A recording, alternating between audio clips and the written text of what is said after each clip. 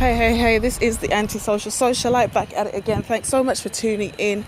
If you are new to the channel and you have not yet subscribed, what are you waiting for, darling? Hit that subscribe button, smash that notification bell, so when I get to running this mouth, baby, you are in the loop. This video has been 4 months in the making, 4 months in the waiting, and finally I have the audio, so I can, instead of trying to create this visual picture for you, I can just let you hear from the horses' mouths themselves. I am talking about the infamous April Mason, Christelyn Karazin interview after the whole "my cousin nearly got abducted" situation. So I'm going to give my breakdown of this interview because it's something I wanted to do from the very beginning, but it was too much for me to try and describe it. It's just better for us to go through it together, piece by piece. Now,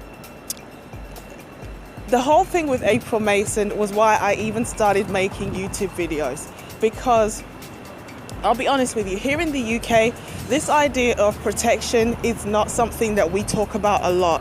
I have a handful of female friends, and I cannot really say that this is something that they talk about. I think that's partly because a good chunk of them are married, so they don't really need to worry about being protected. But even the ones who are single, they're not really talking so much, unless they're on like a pro-black vibe that, you know, we need black men to be protecting us when we're randomly out in the street. So when I first heard women talking about this idea of protection, I was kind of like 50-50, because to be honest with you, I don't really think about random people coming to my rescue, or I think of any and everybody coming to my rescue. Like if I was out in the street and something was happening, I would not be like, oh my gosh, where is, especially a black man. I would just be like, help, I need help, anybody, man, woman, black, man, woman, man. I don't know who it is, but I'm just like, somebody help me, please. Okay, but this idea of specifically looking for a black person to help you, I'm not antisocial for no reason. I literally would be like, I know that sometimes it's our own that give us the most trouble, so I wouldn't really, I think I'm past the days of like, we are all one because we are all brown, let's all just come together, and this expectation that because I am black and you are black, something is going to happen for me. So I don't have the same expectations as somebody who really believes in like, you should just do this for me because we're black. Now, before we get into this video, I really want to apologize, and I'm going to say this from the outset, for the repetitive nature of this video. Basically, you have the same point that keeps coming up, the same themes, where it's the same issue, but just worded in a different way. The video in and of itself is just around 30 minutes long, but it's so loaded with the same sentiment that even to break it down, it gets a bit repetitious. So please bear with the video, try to stay with it to the end, because as the video does come towards the end, it does get quite juicy. Not necessarily what I have to say, but definitely what these ladies have to say. So without further ado, let's jump straight in. Surprise! I know she can pass this way. Yeah. Surprise! Hello, darling. This is so funny. Yes, it is. Who would have thought? So, if you guys don't know who I am, I'm not kind of me, but I'm Chris Karazin. I am the creator of the Pink Pill, and I am sitting next to the gorgeous April Mason. Now, I want to tell you, you're probably shocked right now. You think they're shocked? I think they're really shocked right now, especially your followers, because you have quite a few of them. No one would have ever put this together. Would have never put it together. They are shocked right now. They're going to pop some popcorn. They push pause. Push pause. Yes, they put a kettle on. And they're ready for some tea. They're like, yes, wait. They're ready for some what? Some tea. Some piping hot tea. So, just to recap for the people who are on Team Christelyn, you guys know that I encourage interracial relationships with black women. you get more choices when you expand that field. And April Mason is also in the relationships field, but she has had a focus that has been primarily on people who are hashtag Black Love. And you said that, what you call a hashtag? Hashtag Black Love. Yeah, hashtag Black Love. And we got hashtag Twirling. Oh, yes. And we all can coincide together. Exactly. Yeah. So, I'm going to let you tell what happened. You see, we are not even 2 minutes into this video and I already have to stop it because, no, people who are pro-swell cannot exist really in the same world as pro-Black love.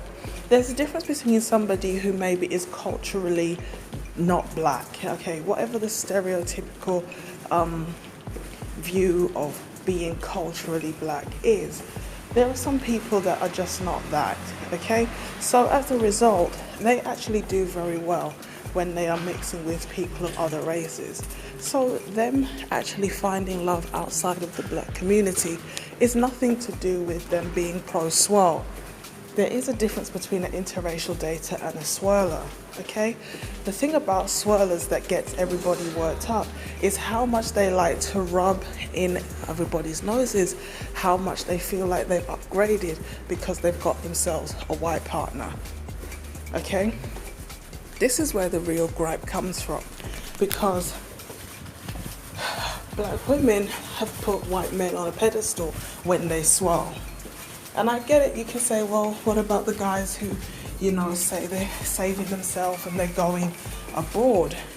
But again, we always have to remember that it wasn't men who moved out of position, it was women. Women who were the ones who said, we don't want patriarchy, we don't want, you know, traditional families, we don't want to stay in traditional gender roles. And they're the ones who moved. Because I think you can... Oh, that calls would be okay. For us to actually get to be sitting here in Charleston at the lovely hotel that we are. Yes. Well, the thing was, for those of you that don't know, I was not familiar with your work. I wasn't familiar with your work. And I was not, because I'm not on YouTube. Facebook is my haven because my audience, they're a different audience. YouTube can be very savage. Oh my God. They can be very savage. That is an understatement. And I think it's because with Facebook, people have to put a picture up that you know who they kind of are. For the most part. Anybody can get an email address and set up a YouTube account. Yes. So I stopped being on YouTube. What April Mason here is really trying to say is I discredited a lot of the information because the people were anonymous. Now don't get me wrong, being a keyboard terrorist, a text terrorist hiding behind an avatar, it's easy to do. So I'm not going to deny that it's easy to be somebody who can be antagonistic online because you have the privilege to hide, by being anonymous. But this is why we have to look at the talking points, not the messenger. A lot of the times in the black community, what we like to do is we always like to discredit people's message because of the messenger. And they don't want to hear the truth because then they would have to actually change. Okay, so by trying to pick at the messenger, you can throw out the whole baby with the bathwater. So that's what that point was, that people are hiding behind avatars. It wasn't really anything to do with people just being savage online. It's the fact that, because it's not savage, okay, it may not be pleasant, but the question is it true? A lot of the times, especially now in the world of SJWs and, everybody, safe spaces and things like this, everything is being rebranded as hate speech, which means that even when a person is telling the truth, they have to be filtered or censored because they don't want to hurt anybody. As much a long time ago, all I would do was really take my videos from Facebook and just upload them to YouTube and just leave it. But I left for about a year or so from YouTube. Well, last November, there was an incident with my cousin that was all over the internet because I went on the internet and based upon what she shared with me that happened, she told me something that happened in the community and I went live and it went viral. And the thing was, I think what people missed is what I was actually saying. If we take away what happened to her, I was talking more from the perspective of our men need to protect us. So let's take away all of her particular situation and look at the women. This is not about protection. This is about April Mason being disgruntled that at the time when she really felt like black men should have just come running to her defense, they didn't. Okay? The fact that she called on, social media, and she was looking for this backlash, this 100-man army, as some people would say, this 100 Negro army. That's what she was really looking for. She was looking for people to, just form a human chain around her house or something.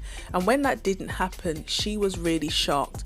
And this is a lesson for all of us. If you are a content creator of any kind, if you have a social media following, just realize that when push comes to shove, a lot of the people who are fans, that's all they are. Not only fans, but only fans as in they're only fans when you're producing the stuff that they want to see. Once you're not producing the things that they want, they are not even checking for you. So, I think April Mason was taking this thing a bit too real. She thought that because a lot of the people were, giving her a lot of props on social media, that they were genuinely going to be there when something bad happens. And that's the real, later on in the video, she talks about cognitive dissonance. This is all part of that dissonance. It's not so much that she was shocked that black men were not running to defend her. It was the fact that she wasn't getting a lot of support from anybody, in my opinion. She wasn't getting the response that she expected. And that's what really shook her. That are not being protected by black men, and those are the ones that should be. But what was interesting to me in this whole entire situation is black men scream, as they say, these hoes ain't loyal. You ain't my mama. Yeah. You ain't my sister. And let's really talk about that. How much are they really protecting their mamas and sisters? Right. And the thing was, I'm a person that thinks I can push past all of the fluff and look at what it really is. And when I was hearing those things, the funny thing was I was getting that backlash before the police report came out saying that, they didn't think her story was real. And so let's not even start from after the police report. Let's start from what was happening prior to that. And the main thing that I had cognitive dissonance for an entire week. I couldn't believe what was really happening because I had to accept the fact that in this particular situation, the backlash that I got, although black men screamed that the police are their enemy and you can't trust them, they were more willing to side with their enemy before they sided with someone that looked like their mother. That was my bigger issue. So with that, I struggled with that for an entire week. That, wait a minute, these are the same group of people, that scream, Black Lives Matter. These are the same people that scream about the brutality and all of this stuff.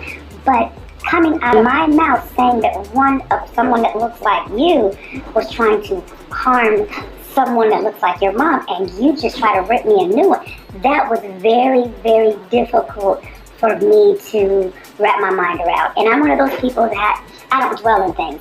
So I gave myself an entire week to woosah. And I was right back on it, but I was back on Facebook because, like I said, I was never on YouTube like that anyway. So I was right back on it. A couple people came on Facebook saying, how could you show your face? The police said you lied. I said, but I didn't lie. But you're so quick to believe what you call your enemy has to say. Right. That anything that you can do to be against me, even if it means siding with your enemy, you won't do it. Wow. So the truth is coming out now. You see how the manipulation starts? It's like, I gotta call on. It's like, it's like when you call in, I don't know, what do they call that thing? It's not backup. It's not artillery. I think it's auxiliary. I don't even know what the word is. But it's basically the big guns. Like, she didn't play, man. She wasn't dealing with no pea shooter out here. She was like, I need to draw for the pro-black card, Oh my gosh. Like, when does she ever talk about the enemy? Really? And now, as soon as this happens, all of a sudden we're woke and conscious and pro black, talking about the enemy. Come on, man. Come on, man. Stop it. Knock it off. You see, this is the disingenuousness of the conversation. All right. When we talk about remember, we have to always remember, one of these ladies is pro swirling. She has white men on a pedestal.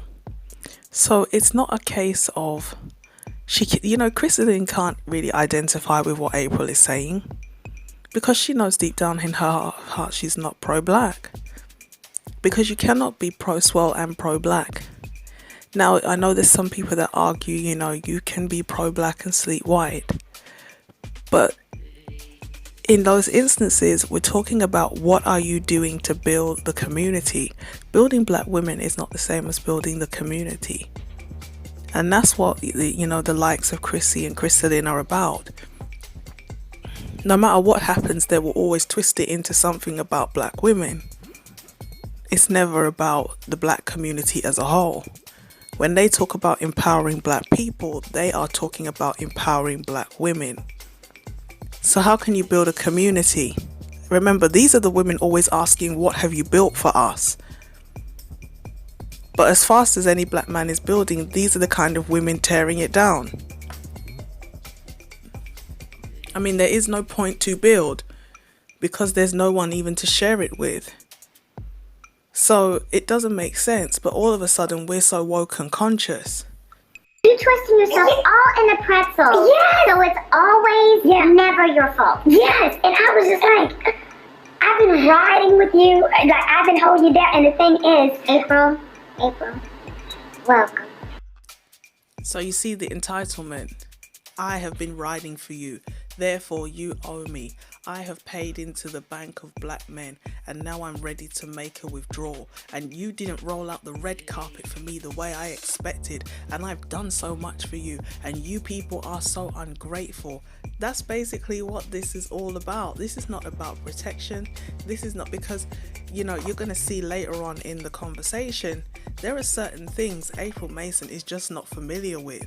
When she says, I now see the struggle, it's because her frame of mind is different from the likes of people of like Christelyn. There's certain things she hasn't experienced because, as bad as it be, credit where it's due, her mindset is not in a certain place. But we're going to get to that in a minute. Let's continue. Welcome. I'm glad that, you woke up. You want some tea? yeah. Little green tea is good for your digestive system. Yes, it is.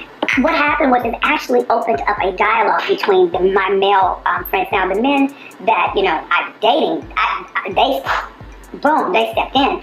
But I had to look at the men. Notice how she said men. Notice that she says men.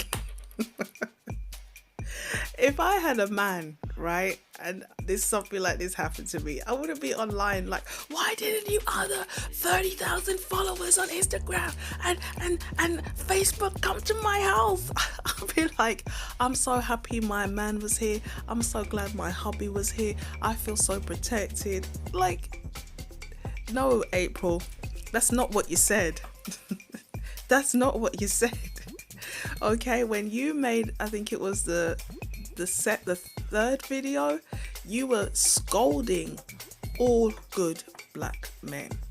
That's where this thing went south real quick. Okay, it wasn't that you were trying to talk about protection. You were literally lambasting. Okay, you were trying to call out these black men like their mother, talking about why they have not come to your defense, which doesn't make any sense to me because you were not the victim. Okay, you should have been the one forming a human chain around your cousin's house because it's your cousin who's had the traumatic experience, not you. She only told you her version of events. I'm not saying she's lying, but she is the victim, not you, April. That's another thing that got me personally worked up. I was like, if this was my cousin, I would be at her house. I wouldn't be online criticizing the entire community of black men, talking about why aren't you doing something. I'd be like, what do you need me to do? Plural that she said. Oh yeah, because I had to understand that, you know, what I was getting, the backlash from social media was from males. But the black men in my life, they didn't respond that way. There's that good old fashioned black community shaming. A good old bit of shaming, just in case you didn't get it. Let me just remind you, if you don't dance to the tune of a black woman, you're not a real man, you're a male. I mean, how can you take this conversation seriously when you're talking in this derogatory way? Come on, man. Seriously? Like, oh, I just need to understand that the guys who didn't come in their dashikis, you know, criticizing and condemning everybody, and who actually had a bit of critical thinking, they weren't real men, they were males. Like, you know, and this is where it had already gone bad, but it really went south when April Mason then brought in a friend to actually talk about why these black men who were criticizing April Mason online, they are not real men. Okay, now again, there's always truth in these things. That's what makes it hard for people to dissect. That's why you have to look at both sides of the argument and not just project your own personal feelings and experiences onto this situation. There are males out here, but those males are often emasculated, feminized men. They're the hypermasculine males who feel like, I need to do whatever it takes to get sexual access to women. But in terms of actual, tangible, beneficial skills, they lack it. When we talk about masculine characteristics like being stoic, logical, brave, courageous, these are actual attributes of a real man. Okay, so a man turning around and being logical and saying, I don't see why, long after the fact, because the cousin was, safe and sound at home when these videos were being made. So that's why April is talking about, why didn't you guys reach out to me? Because even at the time when the incident occurred, there were no black men there as far as we could see. So who was really going to come to anybody's rescue in the event? Okay, it doesn't make any sense. So because, and again, April Mason's trying to say, let's take it away from the situation with my cousin. Okay, but that's all most of us have to go on. A lot of the men who were critical of April Mason didn't know April Mason any more than Christelyn did. This whole social media influencer, making certain statements is what people are responding to. They do not like the idea of black women, any black woman, getting up there and just saying, you as a group of men should just protect us. In the societies where you have a higher degree of men coming to the defense of random women, there is a cultural understanding there. And these men are getting something from the women which makes it worthwhile for them to actually protect even random women in their area. But you do not have that kind of code of practice in the black community. So for her to now try to backtrack and say, this is not about my cousin. No, it's not about your cousin. It's about your inflammatory statement. And when you couldn't get what you want, black people love to shame each other for things that they shouldn't be shamed for. But the things that we should be talking about with a bit of shame, silent.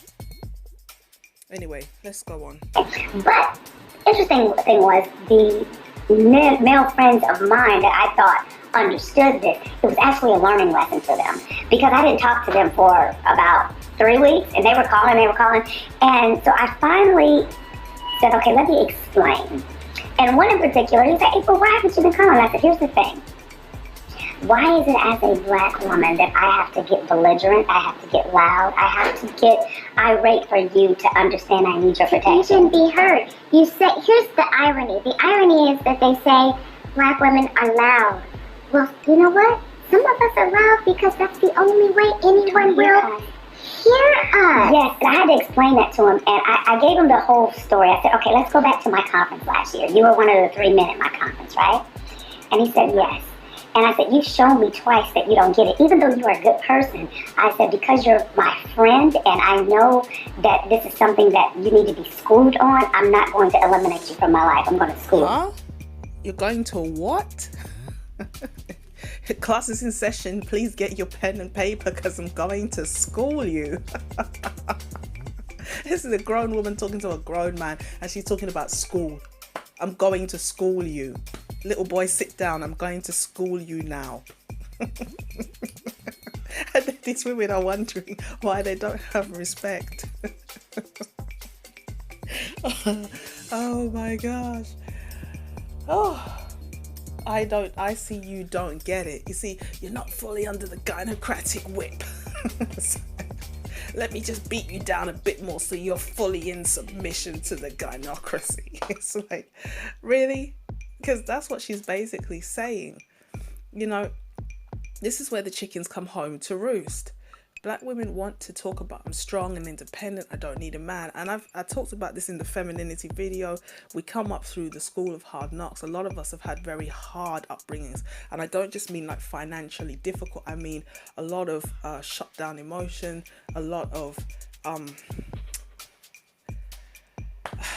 just a lack of support, emotional support, and an inability for us to be feminine and cultivate that feminine, aura.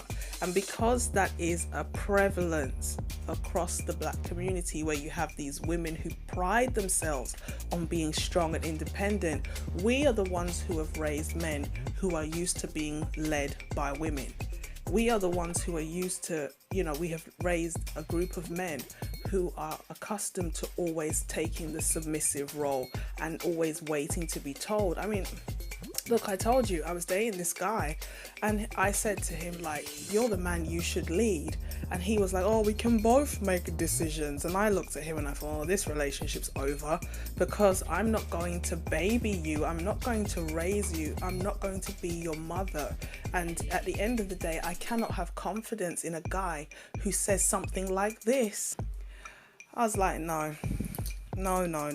I'm not signing up to 50 years of this, because if this is how it starts, this is how it will progress. It will always be, can you make a decision? What do you think? And the reason why people love that position is because they never have to be accountable when it goes wrong. They can always be the one sitting in the backseat going, I told you it wasn't going to work. I told you this wasn't a good idea, but you wouldn't listen to me. Anyway, it was your call. It was your final decision. They can always ride on the good times and then have no responsibility during the bad time, because that's the dark side of leadership. With leadership should come accountability. With leadership comes responsibility. And this is why a lot of black men get critical of black women who want the leadership position, but they do not want to be accountable and responsible. So when you have a woman like April saying, I'm going to school you, even the language in itself is a little bit of like a put down. How can you be a big woman schooling a big man? And he's running to your feet like, Mommy, can you tell me what I did wrong? Like, what is that? And then again, you've got the mental manipulation, you've got the emotional blackmail. You gave them the silent treatment for 3 weeks, and then after they groveled enough and you were satisfied that they have begged for your attention, then you decided to bless them with a bit of your attention. I was like, that's high school games, man. That's high school games. That's why I have an issue with this interview, because it's a fluctuation of manipulation, shame, guilt tripping, and then you're going to tell me about love. Come on, man. Let's carry on. I said, so remember, at my conference, I had 3 men on the panel. Another gentleman came in, and he started talking about something that was not a part of the conference. And I said, oh, no, this is not the time or place for this. I said, but he continued to talk. But I had 3 men on the panel. And he said, so April, what are you getting at? I said, what I'm getting at, darling, is it wasn't until 6 minutes in that I had to raise my voice for you to step in. I said, what I need you to understand is, sure enough, a lot of women have done the whole strong, independent woman thing, and you guys have tuned out to a degree. I said, but what's interesting is, when a black woman is not being that way, you still don't respond because you're not accustomed to that. So what I need you to do as my friend, I said, okay, we're friends. I need you to understand that we don't have to cuss you out. We don't have to break windows out of your car. We don't have to go off and be combative for you to come to our rescue. I said, part 2 of that is, you are my friend, right? He said, yeah, I'm your friend. He said, you can't just, not be my friend because I made a mistake. I said, I get that. I said, but number 2, let me school you. You are the same person that saw me on the same night of the situation with my cousin. I said, on my Instagram, you saw my video that said, I don't feel comfortable or safe in my own home. You and a couple of other men that are just platonic friends of mine saw that. But it took you 24 hours to reach out to me to make sure that I was okay. Okay, so this is another bit that doesn't really quite make sense. If you have multiple men that you are dating, remember a couple of days ago I uploaded a video, 3 older women trying to educate a younger woman, and the one in the top left corner says you should multi-date because this coronavirus situation has made me understand that you can't just be on your own out here as a woman. You need male companions who are going to come and assist you. Now, one thing I didn't say in that video that I didn't like about what she said was, it doesn't talk about what you are giving to the man. It's only talking about what you are getting from the man. She's like, you can come in with him, you can go out with him. So basically you are using him for the patriarchal masculine benefits, but you're not really giving anything in return. I did a video some time ago about, dating standards in the black community. I personally do not like the idea of a man, giving lavish gifts or taking you on expensive dates, because there's going to be an expectation and he doesn't want to feel used. In the same way that you are satisfied when you get free stuff and food and, you get opportunities to go nice places, and then you don't give him sex, is the same way you would feel cheated if you gave the guy sex and then he never called you back. There's exploitation on both sides. The possibility of taking advantage of somebody's goodwill is a two-way street. To avoid to avoid the distrust that is generated through that kind of usury, we should just cut all of that out. You should not be going into the situation expecting sex, and you shouldn't be going into it expecting gifts or fancy dates. Now with April Mason, because she talks about dating multiple men earlier on, and all of a sudden it wasn't so much that, the general populace of black men didn't come to her rescue or her close friends, which she did mention before. She claims that her close male partners, the men that she's dating, they were there for her. Now, unless these men are not local, why do you need a friend to come to your house and sit with you when you have at least 2 partners or 2 men that you're speaking to on a romantic level? So here there's a disconnect in the story because, and I'm not saying she's lying, but what I am saying is you're trying to fumble your way through an explanation which tries to make you not look bad. You're trying to soften the entitlement blow here. The fact that you felt like you had done so much and you were expecting this huge outpouring, and when that didn't happen, you became quite angry.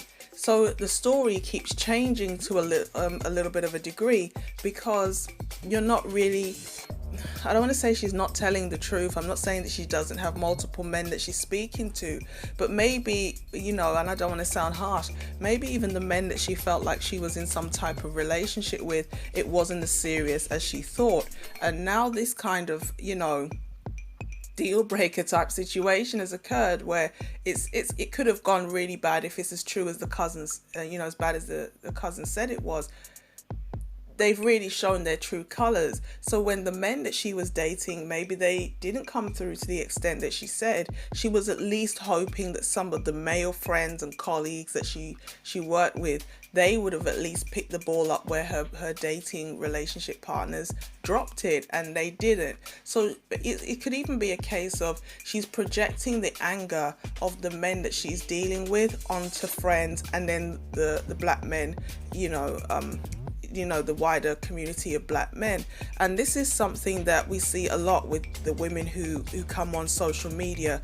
They often are very hyperbolic. They're often taking their own personal experiences and then kind of projecting them out into the wider society. They take like the worst case scenario, as we will see in this video. She just, it's like a textbook play.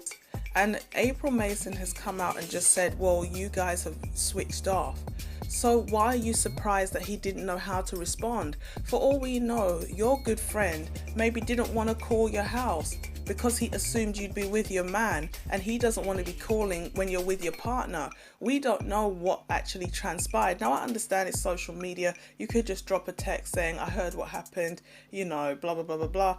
I get why she's angry from a friend to friend standpoint. But again, if you're talking about a person who knows you personally versus, criticizing the entirety of all black men, random strangers type thing, then it doesn't make any sense. Because if something happens to me in my personal life, I don't walk out in the street and find a random black man walking around and said, there's a burst pipe upstairs and it leaked into my property. Why didn't you protect me? Who does that?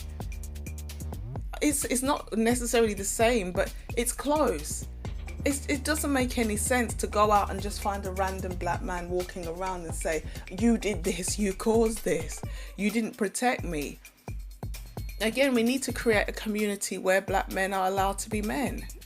We need to create a community where there's that sense of you have leadership and you have ownership and you have rights.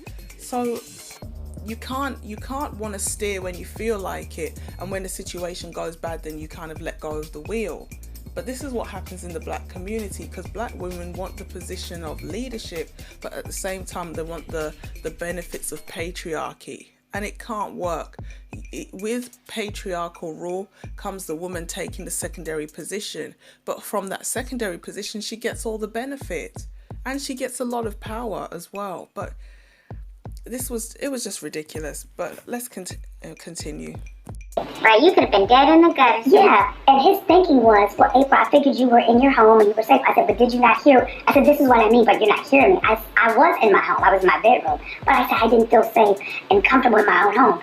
As my friend, as a man that says, I am a protector, even as your friend, you're supposed to kick in. I said, but for men that believe, if it's not my mother, sister, or whoever, I'm not stepping in, what they are doing is setting the stage for something to happen to one of their loved ones and them not being around, and everybody do this. Pick up their phones and record it and not help them. And submit to media takeout. There it is. So I had to wrap my mind around, it's not all, but by deductive reasoning, it showed the mentality of what we were, a lot of women, was dealing with. Okay, so here we go again with the straw man argument that I was talking about. You're trying to basically manipulate people into fear by saying this could be my sister, this could be my mother, and you're using the matriarchal system to force the hand of the black man. Now, I like the way that April says, I am not used to this, okay? Because, and this is the point, as bad as it be, April operates from a position of femininity. She has a pleasant demeanour. She's not necessarily belligerent. She actually has, a feminine charm about her. So the kind of men that she attracts are more likely to be masculine men.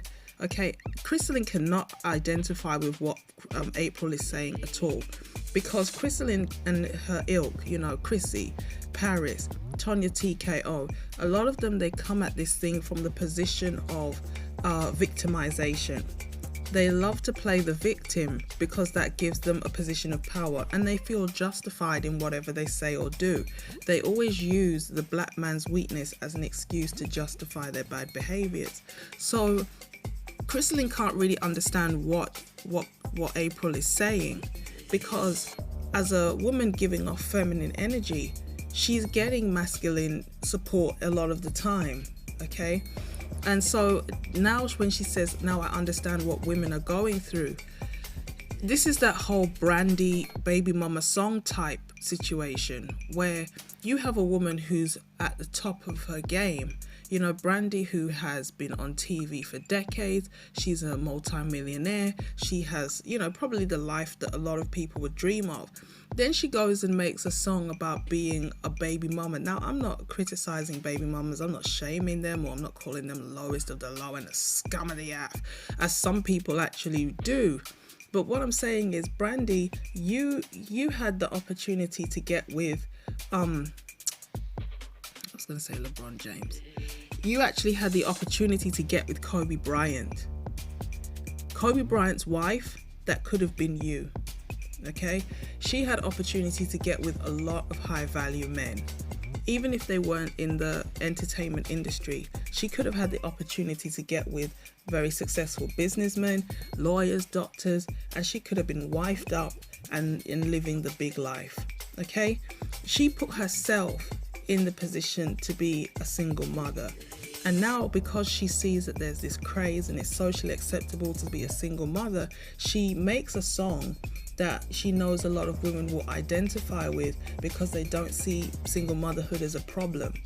So she's out here talking basically about broke dusties, but she's been with, you know, 7-figure men. She's a 7-figure woman, and you've been moving in 7-figure plus circles for decades, but you're out here singing about something that will get a little change in your pocket, because you know there's a lot of women that like to complain about their plight instead of looking at why they're in the situation that they're in. This is why Christelyn looks so awkward, because she knows deep down she's not empowering her audience by complaining all the time about the men that you don't need to be dealing with, because no one is forcing black men to date broke dusties. No one is forcing black women to date men who don't have jobs, who have no prospects. But you see, for us to acknowledge the reason why there's so many black men who are failing, we would have to acknowledge our own failures as women. And because we don't want to do that, there's always this circular reasoning and a lot of straw manning that goes on, where the women try to find every kind of convoluted way to twist. She's talking earlier about twisting it into a pretzel. It's these kind of women who, I mean, Christelyn did a video recently talking about the situation with the man and who was telling the woman in the park who had the dog off the lead, please put your dog on the lead. And apparently, if this is real, because we don't know on social media how much of it is true, you know, she turns around and says, well, I'm going to call the police and tell them that you're harassing me and you're intimidating me and I'm frightened for my life. And he filmed her. I mean, why on earth would you make such a statement if you know you're being filmed? Why would you say on camera, I'm going to lie as a white woman on a black man, and not think this would go viral? Like, why would you do it? Once he whips out the phone and points it at you, you're supposed to know, okay, let me just be careful what I say because this is now evidence against me. You know, you call the police, you could go to prison for filing a false police report, giving, you know, contempt of court. So it doesn't make any sense. That's why I told you I need to do a George Floyd video, because I think that they're just deliberately stirring up a race war because they want to bring the big guns, the literal big guns, out on the street. You know, we've already got a whole entire community forming that they might bring the army in to dismantle, but that's another video for an... The whole point of me bringing that up was Christelyn did a video recently, and although this is clearly a black man who is the victim, he is being lied upon, he is being victimized. I mean, if the police show up, he could be killed by them. And she makes a whole video talking about how this is how white people victimize black people in the workplace. Sorry, not black people, black women. I was like, whoa. This man is clearly the victim. There's no ambiguity here. And you twist this around to be about black women being victimized by other black women. I was like, wow, you couldn't just let the man have his moment. And this is the sentiment underneath a lot of these pro-swirl. That's why I say you cannot be pro-swirling and also be pro. Me personally, I had never dealt with that before. For like I said, those that are in my life that are close to me, they jumped up the next day. I was like, I'm getting ready to go to the gun range because I would need to make sure my 380 is working. And a friend of mine, he even has a girlfriend. First thing he said, are you going by yourself? I said, yeah. He said, I'm coming with you. So the men that are close, they stood up. It was the platonic ones that I had not let that close to me that needed to be schooled and did not understand.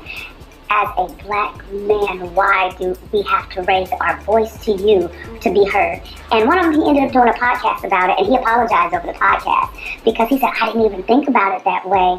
And then his co-host said something like, well, because he asked me, what would you do? He said, well, first of all, I would have said, am I getting paid to stop this man at this conference? Is it somebody pregnant, old lady or whatever?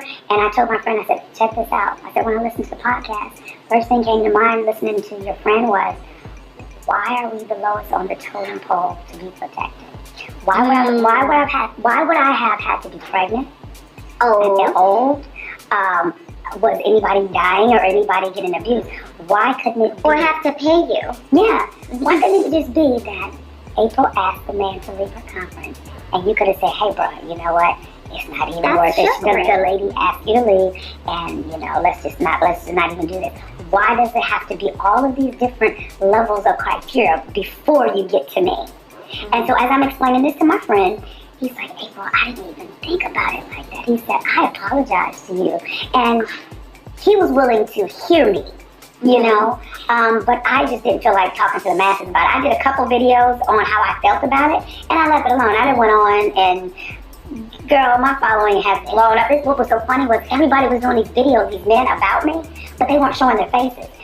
But I find this argument really pathetic, and what she's really trying to do here is discredit the talking points that these men are making by saying they're anonymous, they're hiding behind avatars. I mean, it just wasn't true, okay? When I watched this video for the first time, this was one of the things that really stood out to me about what she said. Okay, I could think of about 5 people who did videos talking about this situation, and they all showed their face. So the people who had huge platforms, either they showed their face or you have seen their faces in videos.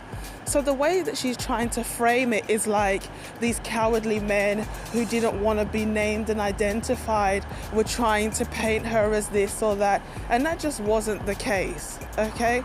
I know she said some other things, and Christelyn is about to start talking about colorism and featureism and texturism. I mean, obviously April Mason has got straightened hair, but she's a dark-skinned woman. So again, Christelyn cannot identify with what April Mason is saying at all, because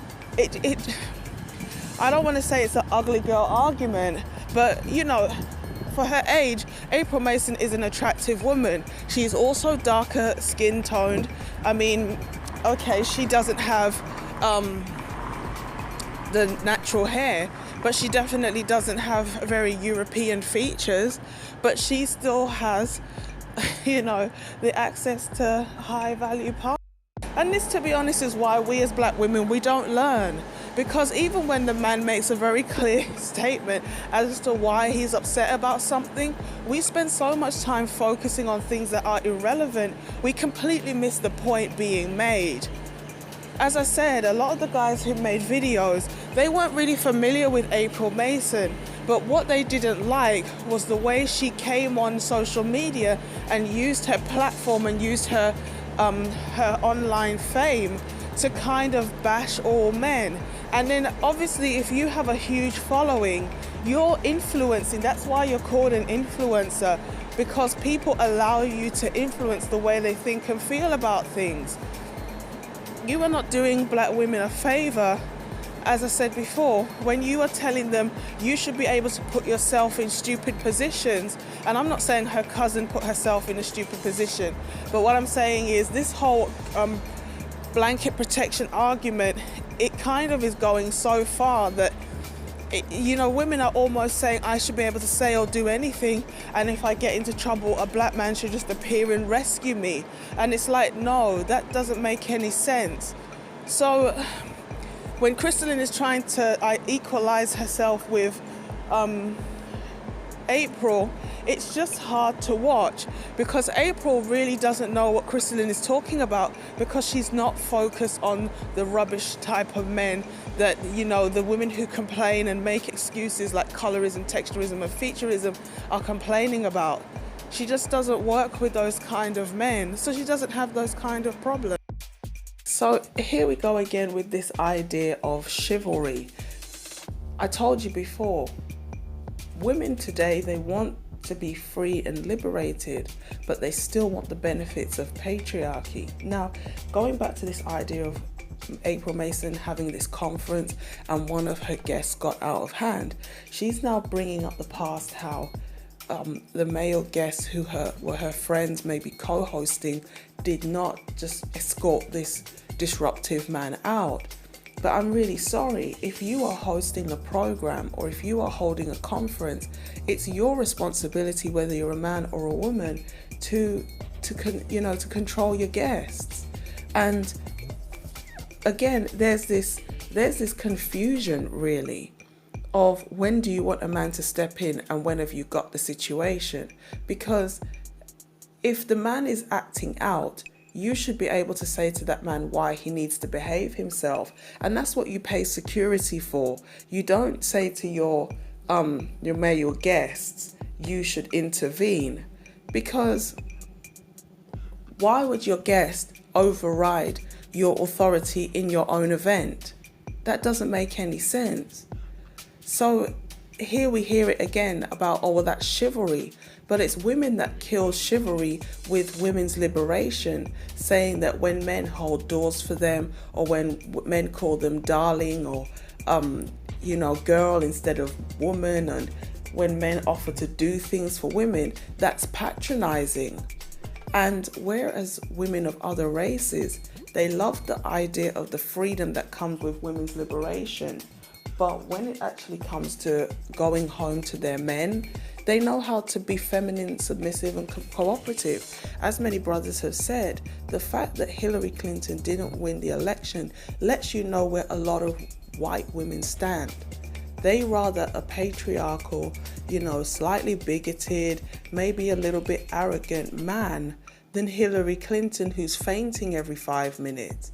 So it's only black women that really buy into feminism hook, line and sinker, and they throw their men under the bus at every opportunity, and then they wonder why the men are weak. I mean, this whole situation is about men not kowtowing to the women's cries and demands, and when they couldn't get what they want, they throw a bit of a tantrum.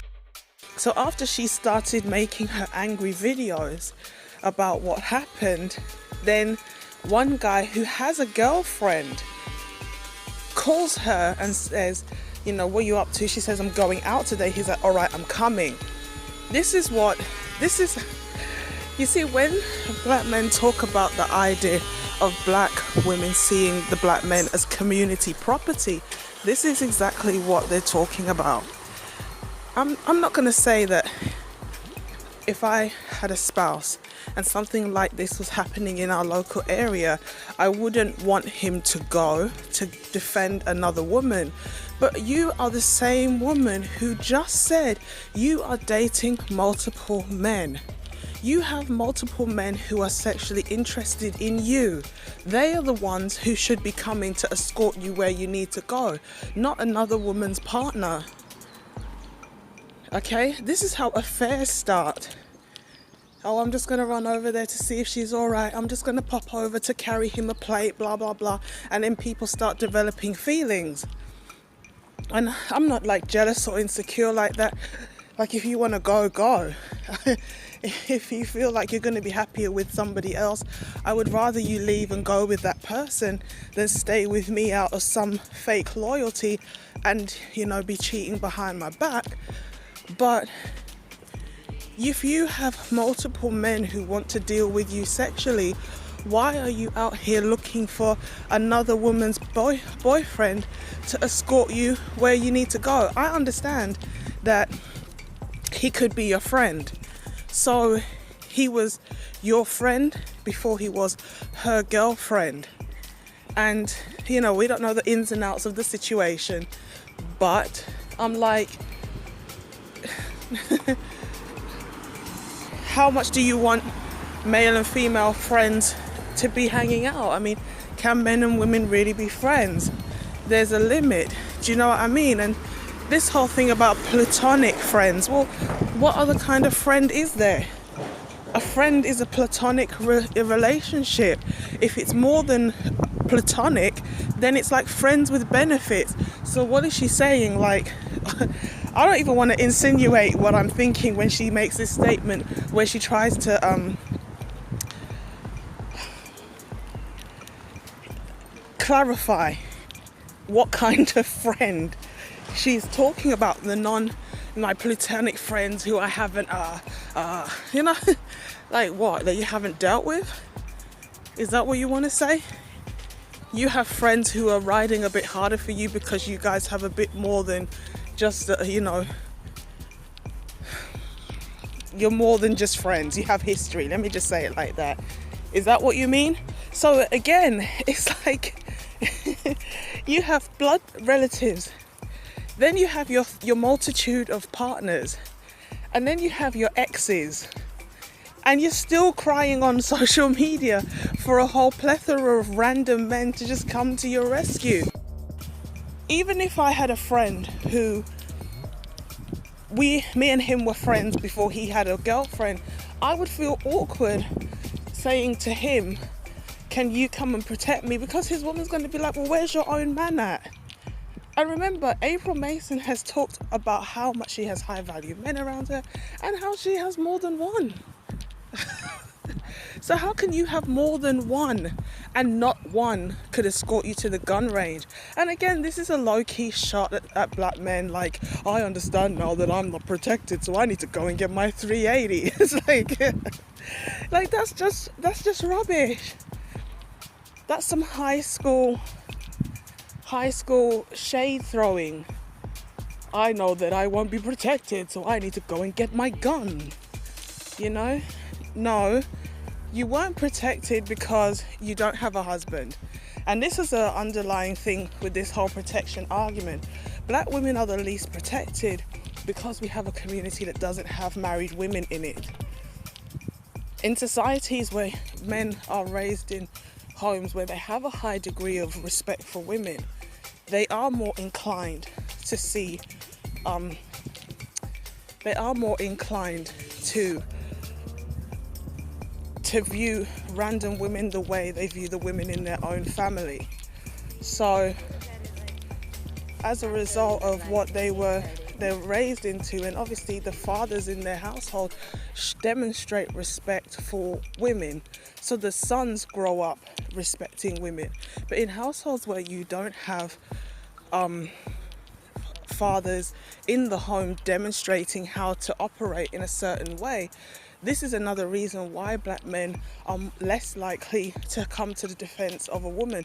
It's not just the strong independent trope. It's not just the way women in general often say, I feel that it's condescending and patronizing that black men come to our rescue, quote unquote. It's also just that lack of practical example and men in their life instilling within the boys this principle of the women need to be protected. And obviously the women are not instilled with the principle of you need to be submissive and feminine and drop back and let men lead. If you want to be protected, you have to also be willing to submit to the leadership and the protection of a man. What they were doing was sending people, making people want to go find you. And that's what happened. So it's like, thanks for the free publicity. Thank you, because the people were like, what they're saying about her, that's not the energy. Let me see, exactly. So I want to back up just a second, because the thing that brought us together was that you had an epiphany, and then it became empathy for because it made you kind of shift what the pool really looks No, she didn't really have empathy. She kind of saw a different side that she didn't know existed. But again, Christelyn is going to get a sword and then fall on it, because what she is saying, you see how she's struggling to find the words. Because to be honest with you, do you think that because now April Mason has seen what it's like to deal with black men online and that she's now going to suddenly become ratchet and hood? I mean, more than some of the stuff we saw in her videos, and then all of a sudden she's going to start dealing with broke dusties and joining the colorism crew? I don't think so. She's got an online following.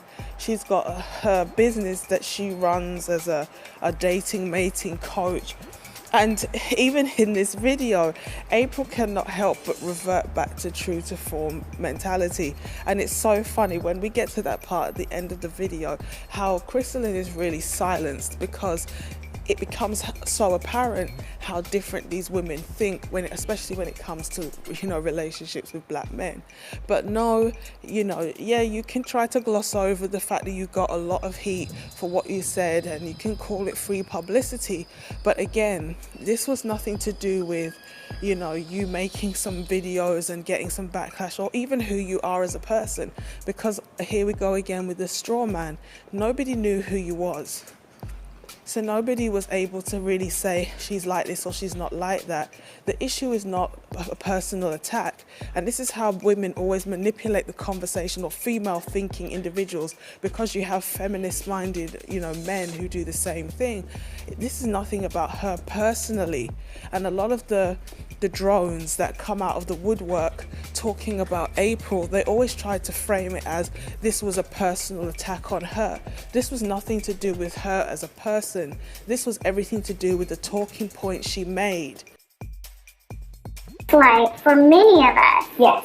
And that the empathy of now understanding how hard it is with not just the colorism and texturism hierarchy that we deal with, but also just the mentality of a sense that we don't feel protected. Mm-hmm. And here's the thing.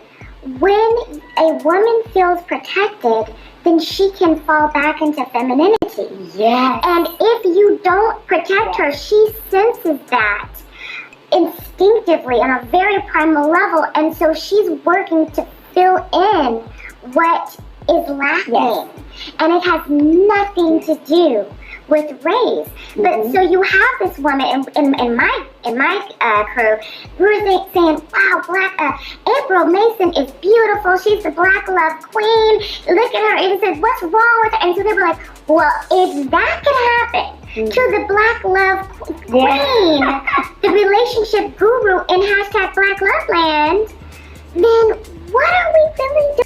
Yes, and what's really happening? And first, let me say to you, thank you so much. Like I said, I wasn't familiar with your work or even Chrissy's work, but people were sending me videos saying, "April, you got to watch this. It's not negative," because they know I don't flow in that. Mm-hmm. And so I have to thank you for even sending the message. And I reached out to you because you were like, I know what it's like to be. And I was like, you can call me anytime, girl. Call me. And I was so delighted because you called. Yeah, I did. I'm like, I didn't, first of all, I didn't know so many people viewed me in that light. Because when you are just doing what you're called to do, you're not really looking for recognition. You're more looking to help those that your tribe that you're called to help. So I appreciate you, Chrissy, and there was several other ladies that were out there saying no. Because that's how it's supposed to be. That's how it's supposed to be. But the funny thing was, they were saying what I was saying. It's like, wait a minute, April is being loyal to her cousin. Like black men scream they want loyalty. If you went to jail for something, and even if you did it, you still want me to be loyal. So when I practice loyalty toward the woman that says this happened to her, there's a problem with me now. But if something happened to you want me to be loyal. So I want you to be loyal only if it benefits me. Yeah. Don't practice the same principles and the women that I'm expecting you to do with men. Yeah. That really is the double standard, and this is what we've been struggling with. And I gotta tell you, it has been a hard road because it's not just the black men who have been against you know, what it is, that just asking the questions and saying, hey, maybe there's another way. It's been the women too. Yes, it's been the women too, but I gotta say, Okay, so I call BS on this again, okay? We can see 4 months later, Christelyn has not matured. Okay, so the other day I did a video on femininity, and it was actually prompted by a video put out by Christelyn. And she said in that video that the woman is like a baby, and when you make the baby feel secure, then they can, she didn't even use the word secure, then she, you know, when you make the baby feel good, then the baby is at ease. So basically, black women are always given a pass by these women to justify their unfeminine, uncooperative behavior, and that excuse is always the black man. The black man didn't make me feel good, the black man didn't make me feel secure, he didn't create an environment that made me happy. And then the thing about that is, okay, even if we took that at face value and said this is what we need to do as men to make women feel secure, once you do that, you're going to see the goalpost shift. The CJ King situation is a perfect example of this. He's a man who's got 2 degrees, he's good looking, he's got a lot of style, he's accomplished, he comes from a lineage of successful black men, and at the end of the day, a lot of the women were up in arms talking about how dare he say he's the prize.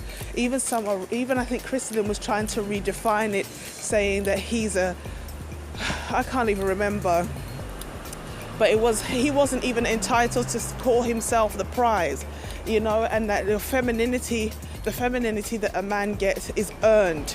It's a gift, and you know, it's a prize that he wins once he's proven himself. And don't get me wrong, there's a degree of truth to that, because if you are in a relationship with a man who is a beta male, he's unproductive, he's weak, eventually you will start to operate in masculine energy. So there is truth that when you are in the presence of a masculine man, you can feel more relaxed. But there's a difference between a general demeanour of feminine versus being in an intimate relationship. I mean, again, there are levels to this, okay? You're not going to be the same degree of feminine and cooperative with every single man you meet, because you have different types of relationships. That's just normal common sense. But your overall demeanour shouldn't be like night and day, depending on if you're dealing with a man, or you're dealing with a black man, or you're dealing with a white man. And this is what black men talk about with code switching. When a black woman is in the presence of a white man, she knows how to put on the high-pitched valley girl voice. He's playing with her hair or her weave, and she's looking all soft and vulnerable. But then when she comes to the black man, she's almost barking at him. Okay, so you have April Mason being reached out to by women who hate black men, and you're a woman who claims to love black men. Obviously, remember yesterday I did a video about, you know, the sisterhood of failure, and the aspect that I touched on is how, you know, older black women can even sabotage the way you look, encouraging you to put on weight, telling you you're too skinny, because they know that you have a higher number of options when you have a slender physique. Okay, I've seen people talking about here, you need to lose the weight so you can attract, you know, non-black men. I mean, well, if you're somebody who's out here saying lose weight so you can attract non-black men, what you are basically admitting is you don't have enough respect for black men to lose the weight to get a high value black man. Again, it's that straw manning, it's that false equivalency type argument, because you're not making the playing field level. If you are a slender, you know, well put together, pleasant demeanored, feminine, dark skinned black woman, even with natural hair, you will attract men. In fact, you don't even need to be slender. If you have a pleasant demeanour, and if you are just a joy to be around, and you exude that feminine energy, you will have male suitors coming to you. Okay, a lot of the time black women try to fall back on the dark skin thing because, as I said before, it's just something they cannot change. Okay, now if you are out here talking about loyalty, again, the kind of men who are going to say things like H's ain't loyal, you know, they're men that know what it's like to deal with women who, you know, maybe have questionable character. But again, this is a false equivalency of a cousin who was nearly a victim of a crime versus you being loyal to a non-blood person who is the perpetrator of a crime. Now, if the man has gone to jail for some kind of virtuous reason, then I can understand you need to be loyal to him because he's laid down his life for a virtuous reason. Maybe he was defending a random black woman. I'm just being facetious. And now somebody's died and he's gone to prison for protecting a random black woman, so you better stay loyal. But on a serious note, defending your cousin when she says she's nearly been abducted is not the same as staying loyal to a man that you shouldn't be in a relationship with. If the guy is in and out of prison or he's in and out of criminal behavior, why are you even in a relationship with him that you have to stay loyal to him? You see how they try to manipulate the situation and the conversation to make two things that are not even on the same level. Like, one is right and one is wrong. And again, this was not about, as you see, this is again a straw man argument. Not one person is saying you shouldn't come out here and defend your cousin or talk about the issue of people trafficking and organ harvesting. That's not what anybody said. Not one person said, how dare you defend your cousin.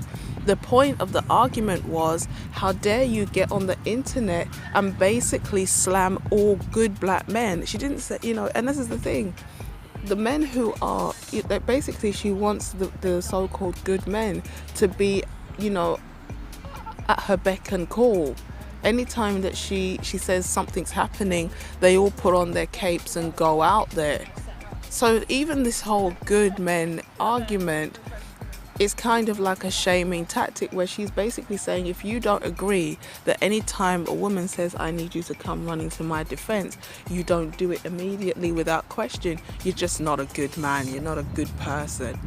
It's another form of shaming, but this time she's talking about, I was calling on the good black men. And this is why she was able to pressure the one with the girlfriend into coming over. He felt so embarrassed and he felt so ashamed that she had to, call for help online. Bearing in mind, she's got at least 2 men who are sexually interested in her, and non-platonic and platonic friends, that he caved.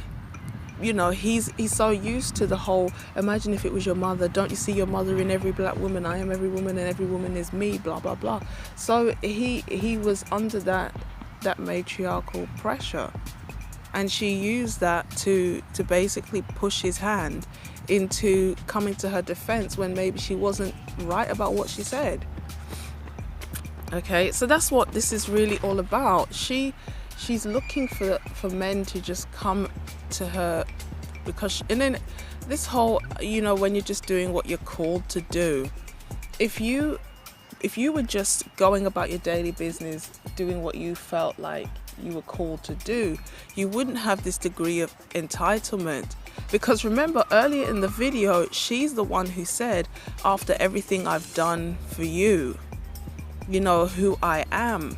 So you did know who you were to people. You did know that you had a huge following, and people really adored you and worshipped you as a type of leader, which often happens on social media, or especially with black people and celebrities. They literally live for anybody with a little bit of shine. Living through celebrities is commonplace for a lot of black people. So she knew that she had a huge following and a huge presence. How can you have hundreds, tens of thousands or whatever, or even hundreds of thousands of followers on Facebook and not know that you're like an Atlanta treasure? This is the intellectual dishonesty that makes people annoyed with women like this. It's not that you were defending your cousin and how dare you. It's this kind of game playing. You're just doing what you're called to do. And let me just say this, because I was going to say it later on in the next clip. The biggest threat to masculine victimizing themselves, no accountability women are feminine women. This is why, okay, so remember April said, that she was being attacked debunks by these nameless, faceless, avatar hiding nerds. I mean, obviously she agreed that it was fringy people on the internet who hide behind avatars, even though I know at least 5 men who have decent platforms who actually show their face and critiqued what April Mason had to say. All right? But now it comes out there were women as well. But when she first mentioned who was criticizing what she had to say, you notice she didn't mention that there were women in there as well. Again, this is another tactic that a lot of these female YouTubers use. They're not honest about who is giving them criticism because they don't want you to go and seek out those people. They want to just discredit the voices of the men because, you know, even like I've been on social media, and when people don't know straight away, because I don't necessarily have a gender specific avatar, okay, they automatically assume that if I'm critical of women, I must be a man. And you get this vitriol. I mean, I've experienced it firsthand. Little boy, and get out of here, and you know, you have mommy issues, and you guys are defeated, and what else have I heard? You know, misogynist, you know, I've been called that a number of times. You must really hate women. These are the kind of things that as soon as you talk about anything to do with the failures of black women, there's always an assumption that you are a man who just hates women, and you hate women for no reason, and you've got this big chip on your shoulder, and now you're spewing out all this vitriol, and then the victim language starts, the shaming starts, and it's like right out of the gate, you don't even know anything about me, but you're calling me a little boy. And then if you reveal I'm actually female, you can't see the face. We're typing, but I can feel that your face has dropped and your demeanour has changed, because women are so used to only wanting to hear what other women have to say that even when it's a woman being critical, they're trained to assume it must be a man. And the default response is hostility.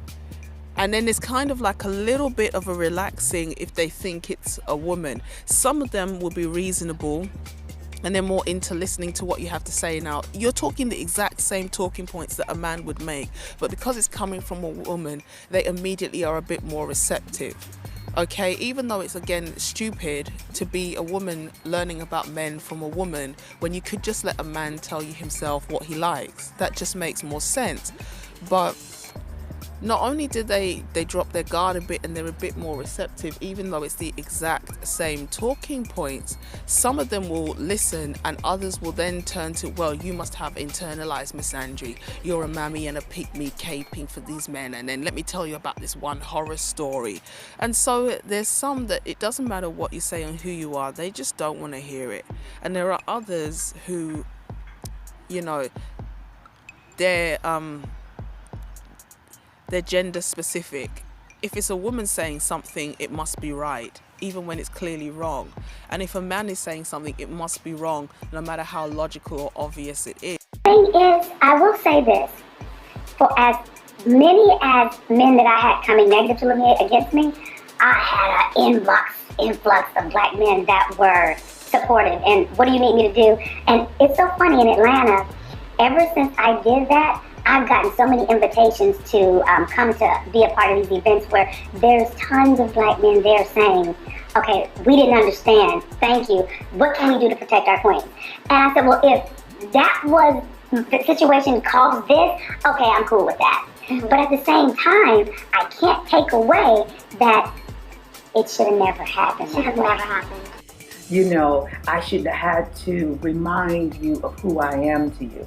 I should not have to ask for your protection, because once again, the mindset of only me and mine puts your people, your same family members, in a position to where if something's happening to them, nobody's going to come to their rescue. So basically what they're saying is they don't have empathy for black women. Yeah. It's just like, okay, because I can't see my sister in you. Because that's what empathy can be. Mm-hmm. I can't see my mother in you. Mm-hmm. So therefore, you're unworthy.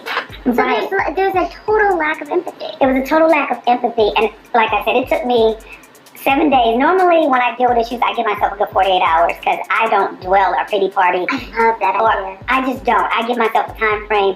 And It's like, April, you got 5 days, Yeah. 23 minutes, and 30 seconds to cry, to yell and scream, and then And this was the longest time it's ever taken me because I don't believe in allowing outside forces to govern how you are going to bounce back or if you're going to bounce back. It's a choice. But this situation took me 7 days because of the magnitude of the acceptance that I had to have. Okay, so this is another aspect of the hypocrisy. I think I was overstepping because I thought this bit had gone already, about the whole who I am to you. Like, who are you to me personally? To me personally, anyway, you know, come on, this is the entitlement that I was talking about, which I kind of, because I've heard the audio before, I'm already jumping ahead, giving the game away, but this is exactly the crux of her issue. This is her gripe. Do you know who I am? Do you know who I am and who I've been to you and what I've done for you as a people? And now this is how you repay me? You know, that's what that was all about. It was just sheer entitlement. But again, you know, the matriarchal army came through because she was able to guilt trip them enough, and okay, good luck to you with that. But the thing that she just said was she got a number of speaking engagements from people who, you know, probably pro swirling and interracial dating and and this is it. Okay, got sidetracked, had to go back and listen to it. She said that the mindset of only me and mine puts your women at risk. You see how now she's kind of using your wife, daughter, mother, the females that you care about in your family as a psychological hostage. She's like, imagine this was your child. Imagine if this was your child, okay? How come you want black men to see every black woman as a valuable woman like the ones you care about in your family, but you don't have the same empathy for black men? You know, remember, one of the things that just made me go ape was this whole we need to come off the front. Well, obviously not me, because I mean, out here they're rioting and even looting, and now we've got the far right out here protecting statues. I told you this was going to happen. I told you they're stirring up a race war.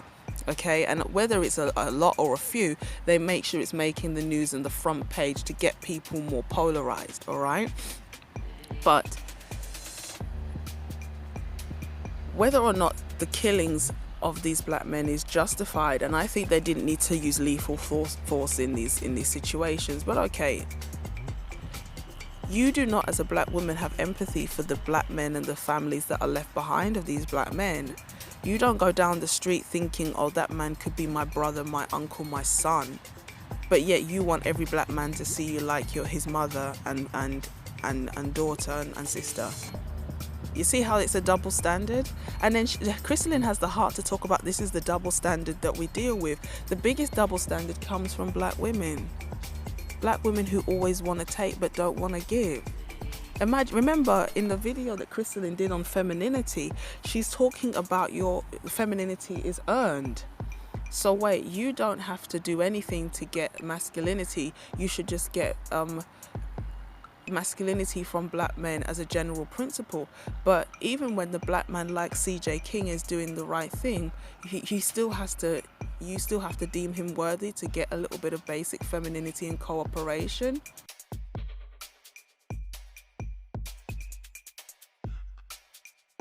On a whole different level, and it was just kind of interesting. And then there's a checklist.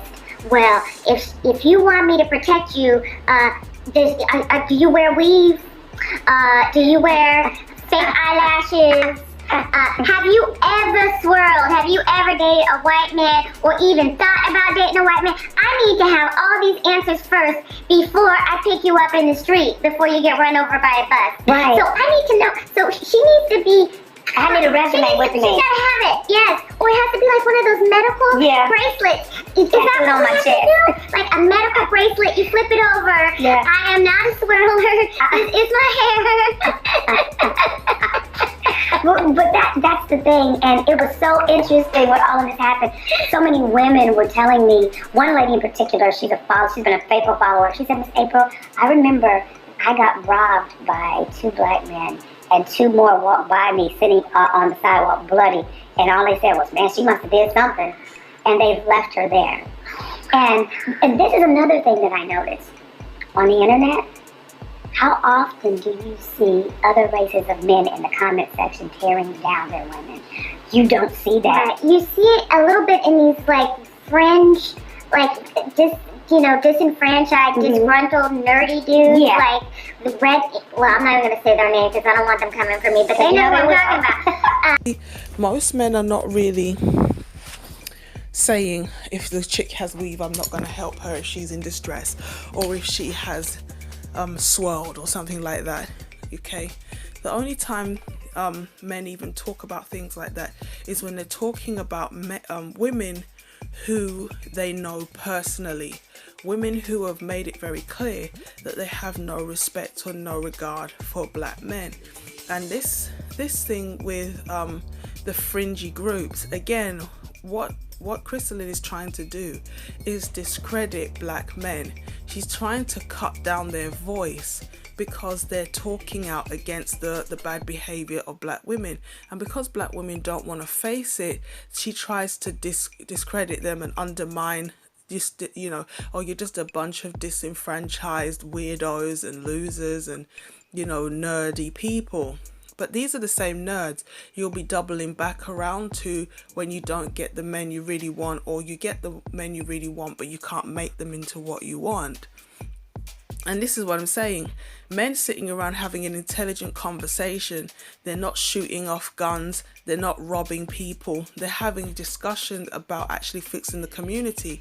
Hear how this woman, who is like 50, talks about men having an intelligent conversation. They're nerdy. And I mean, that's something you'd expect like a teenage girl to say. You wouldn't expect a 50-year-old woman to come out and say, you know, men sitting around talking about the issues in the community in an intelligent way is a nerd. But this is the kind of immaturity that you follow when you follow these women. That's why I did a video. These female YouTubers, they secretly hate you because, and someone said to me, oh, I don't think it's true. Of course it's true, because the way they look at life, either they're willfully ignorant or they're willfully ignorant, or they really are just that ignorant. But the evidence has been laid bare. A lot of brothers have been talking about the issues in the black community for a long time. How can you not understand what the problem is? And the thing about it is this: even though you may not agree with everything, because, you know, in every group, it doesn't matter what the group is, you're always going to have extremists. How can you, after these, like, so many years of discussions, not see where brothers are coming from? This is where April Mason even dumbfounds me, because I'm thinking to myself, you claim to be a black love expert, but you still don't seem to understand black men. You understand some things, but you still don't understand others. I mean, it's a false equivalency. It's a false equivalency to talk about a woman being attacked in the street versus, you know, a woman who you know personally, who spends all day talking about how great the white man is. Now come and make me feel good and make an environment for me so I can be in my feminine energy. I worship white men, but I still want you to build for me. It's like, that doesn't make any sense. But for the most part, You don't. And my best friend, you know, he was there with me the whole time. A couple of other guys that as I said, that I date, they were there. And it was very interesting because with them, I felt like all I had to do was just be. And some lived in town, some didn't. It was like, I'm getting ready to fly in because I don't want to make sure that you are straight. So I'm not saying all black men. Let me get this straight. However, based upon what I experienced, and people will show you who they are on social media because there's nobody to hide the real, you know? So what I see is what I believe it to be as from a deductive reasoning standpoint. I'm open to having the door cracked. You know, I'm like you said, you wide open. Wow. And that's fine. I'm one that believes fine. Now, find love where you can. And the thing was, with me, the reason I didn't have to really talk about the whole swirl is because my experience dating black men was exactly like how the guy treated us last night. I don't know what it's like for a black man to ask me to go 50-50, to ask me, you know, what I bring to the table. I don't know that. Okay, so this is the juicy bit that I wanted to get to. The end of the video, I remember the first time I heard this and I tried to break it down. It's like, just as you thought as the video is coming to an end, you think it gets a bit quieter. It's like one of these dodgy roller coaster rides where just as you think, oh, any minute now I'll be able to get off, thankfully, all of a sudden it starts to do like some mad loop-the-loop and you think, oh, what the heck's going on? I thought this was about to finish, and it's like there's just a last adrenaline rush. There's so much going on at the end of this video, I can't even really process it because I can't stop it and cut it every single time. But here... You see, this is the crux of the matter. I know I've said that probably before, but this is really the crux of the matter and the entire video. What you put out is what you get back. And this is where Christelyn, she's probably regretting doing this interview, to be fair, because this is where she literally fell on her own sword. Because April Mason, I think I told this story earlier, about the boyfriend taking me to the bathroom, and when my friend asked me like what happened, I'm like, I didn't seduce your man, he came to me. It's like, what you need to realize is your man's the problem, not me. And it's like, I said it so casually, but that's what it is, okay? And the way April just said what was truly on her heart, because that's who she is in terms of how she lives her life with men. She doesn't have these excuses. She doesn't have this mentality, oh, woe with me, you know, and she's going to talk a little bit about it, but it must be so uncomfortable for Christelyn, because whereas a lot of these women make excuse after excuse, she's not doing any of that. And to be a woman, you know, of her age, because even, you know, April Mason is a grandmother actually, to talk about, I don't know what it's like for a man to go 50-50. We as women have to look at April and ask ourselves, what is it in me that's not in her? What is it in me that attracts men that say things like, we need to go 50-50? And this is something that the colorism crying crew, they never address, because they make money off their subscribers feeding them victimhood mentality. This is why when you know, Chrissy did her video and people were coming at me in the comments and, you know, calling me a pick-me, I did that video, pick-me's get picked, victimizers get ditched. Because if you're in a relationship with somebody who always makes excuses and feels sorry for themselves, there's nowhere for you to go in this relationship. Because they're like a chair with a leg missing or something. You always need to be standing them up because they're always flopping down with a new excuse. April doesn't make those excuses. So Christelyn cannot really understand. I wouldn't say she can't understand, but she can't really relate to genuinely what April is saying, because the whole platform of colorism is built on victimhood mentality. Okay, so let's continue because it really gets juicy as it comes to an end. My men, they more look to see what can they do, what can I do to amplify what they have. And a lot of times with women, they go in looking at, oh, can he buy me a purse? Can he buy me some shoes? And all of that. But the type of black men that I date are businessmen. So their mind is not about how much money I have. It was more of, what's your energy like? Can you create a safe place for me? Can you be that support system for me? Not necessarily because they needed, you know, they were so beat down and they needed, you know, can you raise me up? And see, I don't know the going to Red Lobster and this is the struggle, and that's the place to go.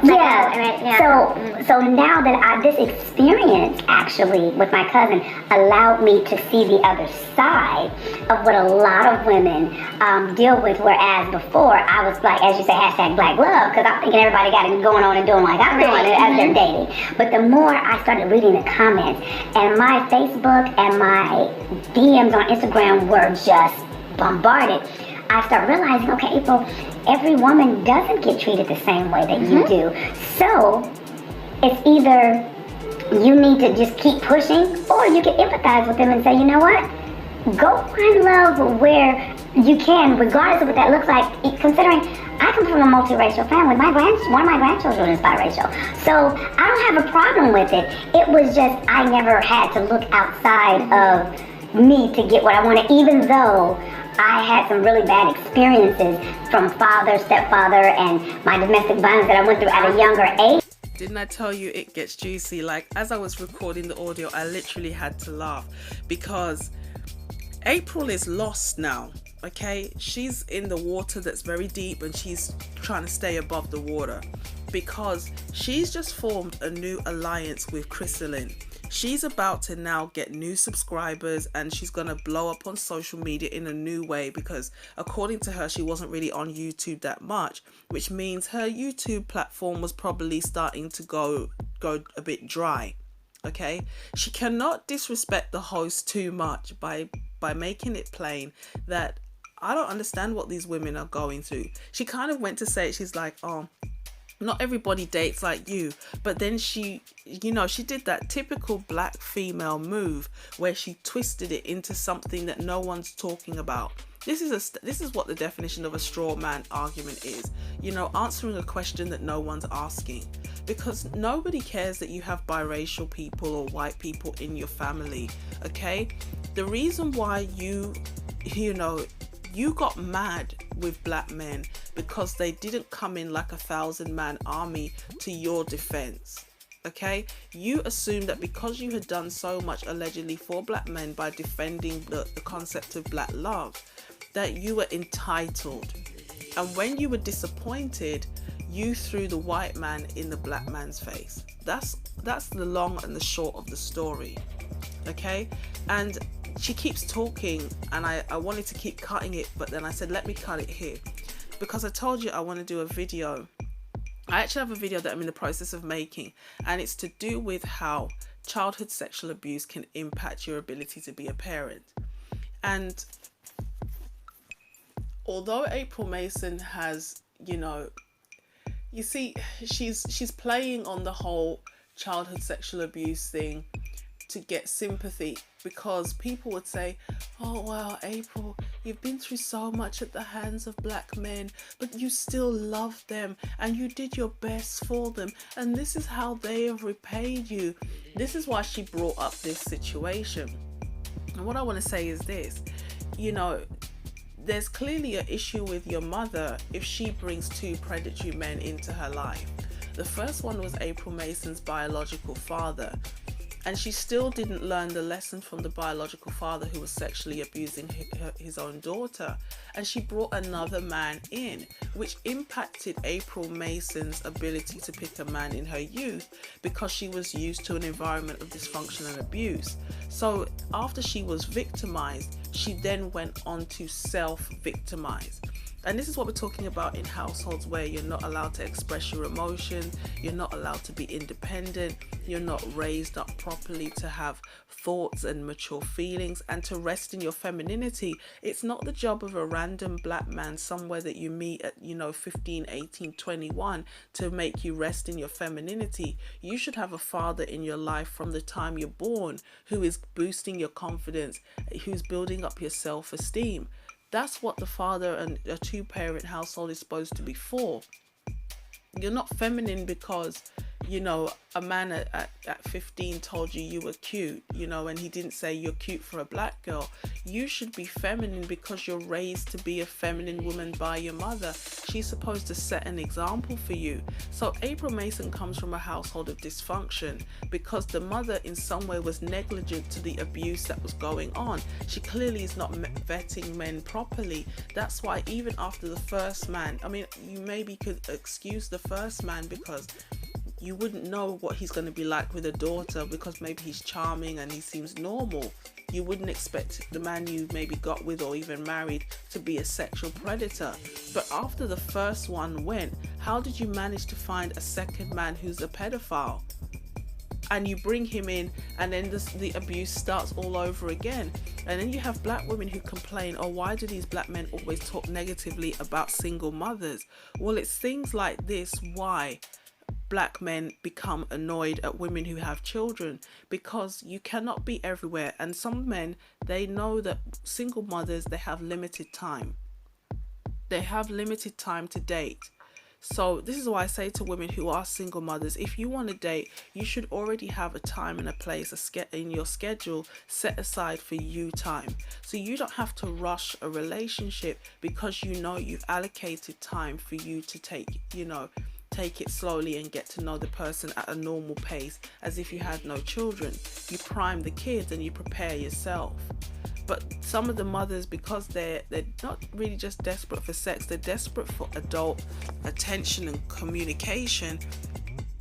Some men see these women who are single with children as just an easy target because they know these women want love. They're dying for adult conversation.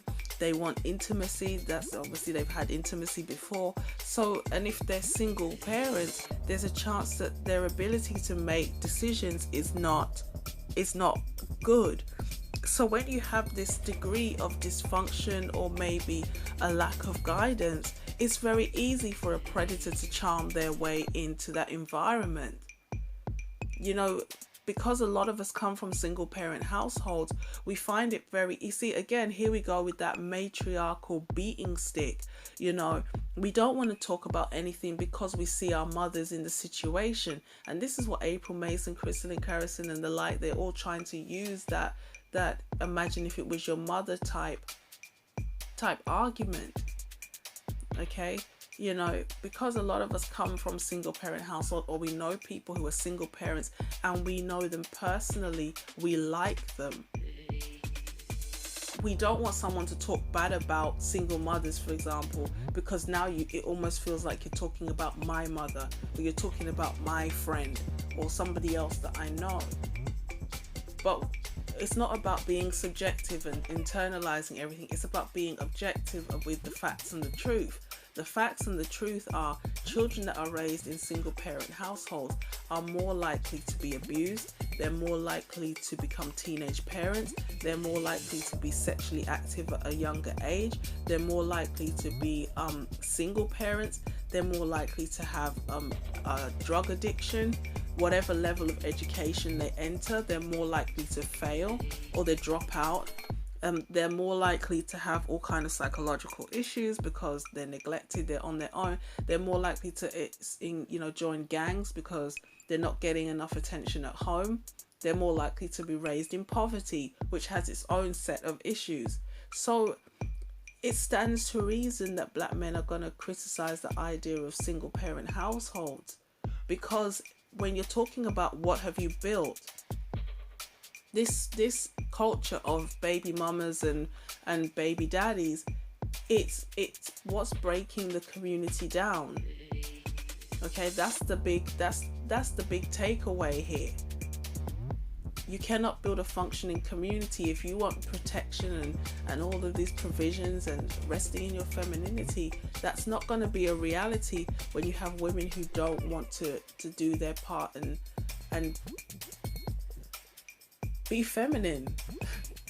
No one's asking you can't wait till men build something, because men are being raised in broken environments, and a lot of them are struggling to build after they come of age, because it's not just about coming of age, it's about time.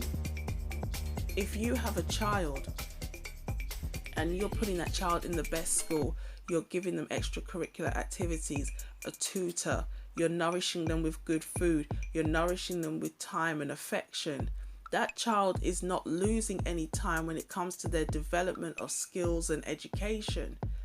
Okay, so by the time they hit 20, 21, maybe getting close to 30, they already have a great foundation to go and be great. But when you have a child that's raised in a dysfunctional environment, they have to relearn social skills. Maybe academically they're behind. Maybe they've now acquired a drug addiction. Maybe they can't have as much economic, not growth, but there's no social mobility because maybe they've had a child, whereas they could have traveled somewhere, or they could have done a job which meant that they could just go up and down and make their money and stack that money. Now they have to be fixed in a place where maybe there's no opportunities because they have a child. Maybe they get into trouble with the law. They want certain things, but because they're growing in poverty, they join a gang or they start getting into some type of crime. Now they've got a criminal record, or they go to prison and they waste a lot of their years in prison. So when black women talk about, oh, there's so many of us, so many black men, and the reason is because they're killed and they're in prison and you have to ask, what was the foundation of these young men's lives? How did they come to this point where they're being gunned down, or they're in a gang, or they're in prison? How did they end up like this? And if we really go back in a lot of these young men's lives, it was a story of dysfunctional households and a lot of single motherhood, a lot of matriarchal thinking, where you have generations of women and no fathers in the picture. And it's again this intellectual dishonesty that black women don't want to face. Again, everybody's going to focus on how virtuous April Mason is after she'd been through so much at the hands of black men, that she now still wants to advocate for black love. But what a lot of the black women don't want to focus on is, why the hell were you victimized by 2 different men? What was your mother doing while you were being molested? Where was she? How come after you were abused, you still ended up in an abusive relationship? You still were not protected. That's part of the conversation that needs to be had. Not deflect onto how beautiful you are. No one cares how beautiful you are. That's irrelevant. The comments I saw, she's so beautiful, she's so beautiful, she's so beautiful, over and over. I was like, what the hell does that have to do with what she said? A beautiful person or an ugly person can make a valid point, and an ugly person and a beautiful person can make a completely irrelevant point. What has physical beauty got to do with your ability to make a reasonable argument? Doesn't make any sense. But again, it's always about the superficial with black people. She can't be wrong because she's pretty. No, your pretty past didn't work here. When you came out with all guns blazing, talking about I've done so much for you and who I am to you and what I've done for black men and black love, no one gave a damn that you were physically attractive with your chest out all the time. Did not make a difference. Your point was wrong. You had no right to say, like, to my friend who has a son, go and tell your son if he sees a random woman being attacked, go and send him. Because that's basically what she's saying. That man is a random man to you, April Mason. But that's our friends. That's our cousins. That's our brothers. That's our uncles. They're somebody to somebody else. They might be no one to you. They might be random to you.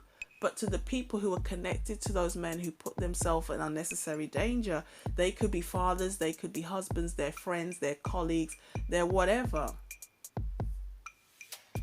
I hope you want to send your son and son-in-law to go and be a have-a-go hero, seeing as that's what you're expecting other people to do with their sons. So this whole point at the end here was so ridiculous. I just just let it be over now, because it's getting too much. Do you know what I mean? Was at the hands of black men, but it wasn't until I learned to love myself that I started attracting something different. So my story was never the same as what I was hearing. So I really couldn't identify. What do you mean? He asked you to go 50-50. I don't know. I don't know. I mean, what is that? Is that some new language? Is that a 50-50? Is that a casino? Yeah, and it was interesting. Are you inviting me to a casino? Yeah, what are we doing? Because even my ex. You see, that laugh was so fake. Okay, and the women in the audience for Christelyn Karazin, they know exactly what it is, because again, like I talked about with the whole, after you've been abused, you go into abusive relationships.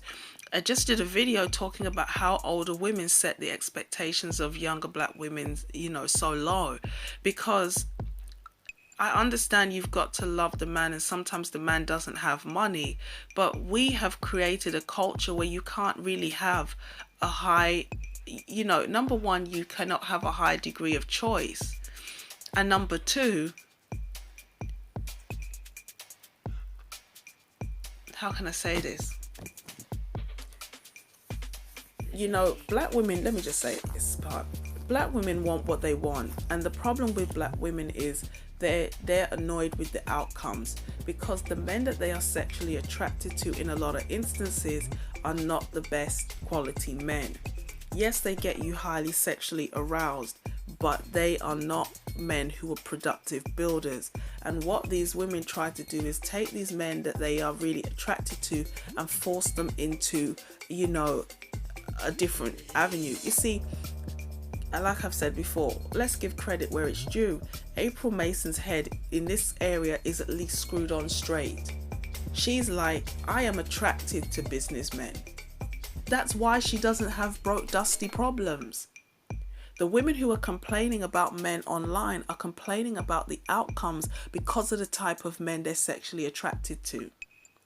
And when you deal with certain types of men, the thugs and the hypermasculine, matriarchal thinking, you know, I need to be over the top to do whatever it takes to get seen by a women type of guys, you get feminine problems. The guy who is hypermasculine is feminine internally. No matter how much he makes a lot of noise and runs around with his pants sagging and is covered in tattoos, he is a masculine feminine thinking male. And with such an individual comes a certain set of problems. And that's what a lot of the black women who follow in these colorist, texturist, featurist type crews, that's their problem. They are attracted to low quality men. And they see the businessmen as Christelyn called them earlier, lames or nerds. Men having intellectual conversation to her is nerdy. And I hear that Chrissy back in the day used to promote dating thugs. No one is saying that you can't appreciate or be sexually attracted to a man who is rough around the edges. But if you're letting your private parts dictate the men you deal with instead of logic and long-term thinking and reason, of course you're going to have the problems that a lot of the women who follow these channels have.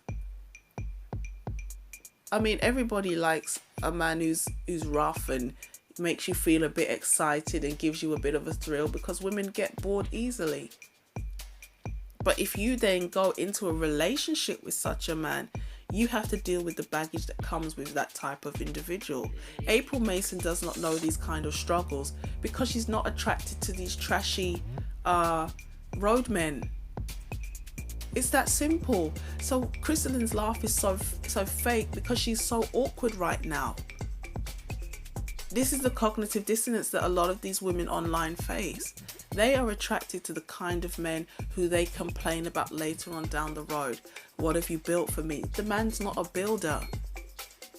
The man is too busy trying to coordinate his jersey with his Jordans.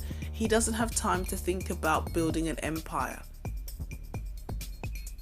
So of course, if you're dealing with boys in a man's body, or, you know, women in a man's body, of course, down the road as things get serious, you're gonna have certain issues.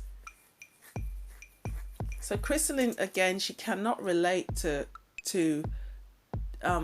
April, because April's mentality and her dating and mating choices, you know, how many times have we heard black men in the manosphere say this? Dating and mating choices. Women need to pick better, and you need to have standards handed down to you.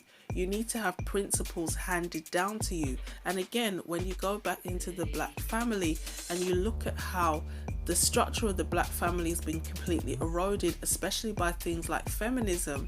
What's actually happened is girls don't know how to be girls. They don't know how to be girly. They don't know how to be feminine. They don't know how to be nurturing of themselves and others. And then they go out into the dating world and they use like media as a guide, and then they get messed up and jaded, and then they say, oh, it's the black man's fault. No, it's your mother's fault, because she didn't raise you to be a high value woman. Excuse me. You heard earlier April Mason said the kind of men I deal with, they are looking for an asset woman, which is something that phrase that she coined. You know, I have to give her kudos for that. I love it, because a lot of these women, they don't really talk about what you bring to the table to the man. It's not enough just to say I bring sex and I'm a black woman that can give you black babies. As a feminine woman, we talked about this in the video. Are you creating an atmosphere of peace? Are you creating an atmosphere of stillness? Are you his, companion? Are you a confidant? Are you somebody who, when he comes in out of, the world battling, you're creating a safe space for him? Because a man who's already conquering outside, he doesn't want to come home and have to fight another battle. So they're looking at it almost like a business transaction sense. He's a high value man. He's got good money. He wants to take her to, he values her, so he wants to take her to nice places and give her nice things. And in return, he's looking for that submissive, supportive, cooperative, feminine companion. And because a lot of the women who complain about colorism and say, well, I'm not, you see, this is why Christelyn is awkward, because she preaches that femininity is a gift, it's a prize that you have earned. But at no time at all did April Mason say, it's only when the man showed me this level of masculinity did I start to act feminine. I came into this encounter with this man on the, with the understanding that I am a feminine woman. This is my value. This is what I bring to the table. And in return, this is what I expect. Whereas the other side, the side that's struggle central, broke Dustyville, they're all about, let me hold on to what I've got until I feel like you deserve it. And so the guys just walk away, or they use them, or they just attract the wrong type of men that they can control. And then they wonder why I can't get into a decent relationship with a high value man. It's because the vibe you give off is defensive. Whereas April comes to the relationship with receptivity, if that's even a word, receptiveness, which is a feminine trait. I'm willing to receive, but I'm also willing to give. But what these other girls preach and teach is not about just conducting yourself with a general degree of femininity. It's once I feel like you deserve it, which is a feeling that never comes, because the contempt for the black man is so strong that you never feel like he's worthy. And then if I feel like it, then I'll give you submission and cooperation. So this last bit was so cringy. It was so bad because, this is chalk and cheese talking. This is chalk and cheese. And April is really, she's basically talking about accountability and being personally responsible. And if you want a particular outcome, you've got to do the work. But because she knows she cannot really drop it like she would on her own channel, because this is not the kind of women she's talking to. The kind of women she's talking to, they live in victimhood central. They love to be victims, because when they're in the position of victimhood, then they can also get sympathy and they can get power. Being a victim gets you power, because being a victim puts you in the class of being protected. We can't criticize you because what kind of monster must you be blaming the victim? So these women love to constantly victimize themselves because they know that's how they can get sympathy and a pass for their bad behavior. Okay, so let's continue because it's too much. You know, the one that I didn't tell you all about, when we got together, he relocated me from Atlanta back home to California, had the penthouse and everything. I had a weekly allowance. He gave me his keys to his house and a debit card, babe, whatever you need. And he treated me, from the protector-provider perspective, that it was together. That's why I know, you know. And so this situation, and what I like about what you do, is that you give women the permission to have options.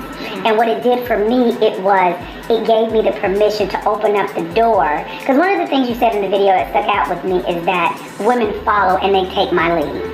And I thought that was very, you know, sincere and sweet of you, because I wasn't even looking at it like this. Like, this is what I do and I enjoy teaching the ladies. And you are to some people their whole life. And I didn't know that until the situation happened. And I was like, whoa. And I just turned my computer off, girl. I was traveling. I was going to live my life. And I didn't let it bog me down.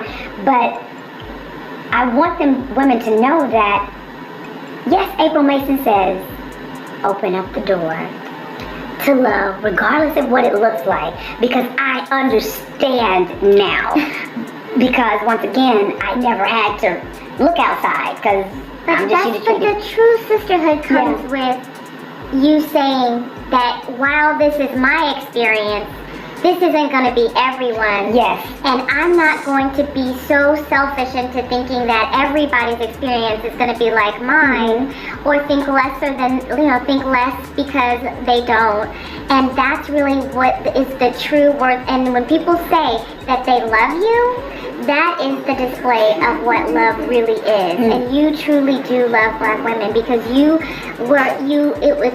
it's a very powerful thing to give us that permission. A lot of us, we need it. Yeah, we need it because our ties to our family, to the people we look up to and are so strong that we really want their approval. Yes. And so the fact that you did that was just huge. And so I, salute. Yeah, and I just never thought, it was just never a thing for me. But to actually be like, okay, I can go swirl and I can do, I can all kind of, oh God, girl, when I go to New York, and I always stay in the financial district when I go to New York. Of course, in the line of sight. Yes. What we talk about. When I tell you the Italians, yes, they are just like, as soon as I come off the elevator at the hotel and I'm sitting down in the hotel lobby and having my little glass of champagne or a little tea or anything, they are just like all over me. Yeah. But like I said, I never had a reason to just go from one to the other, because my treatment as far as protecting, providing, and financing, all of that, it's always been that way for me with Black men once I learned how to love myself. Prior to loving myself, I was getting dusty. Yes, prior to that. So I think that has a lot to do with it too, whether it's a white man, Black man, Asian man. You will be treated according to how much you treat yourself. Absolutely. And so when you level up in your self-love, you will even, for those of you ladies that are Black women that have dated raggedy white men, your elevation, they exist. Your elevation, once you love yourself, will go up even in the white, Asian, Italian, German, whatever man it is. So I think it has more to do with who you are will always be what you attract.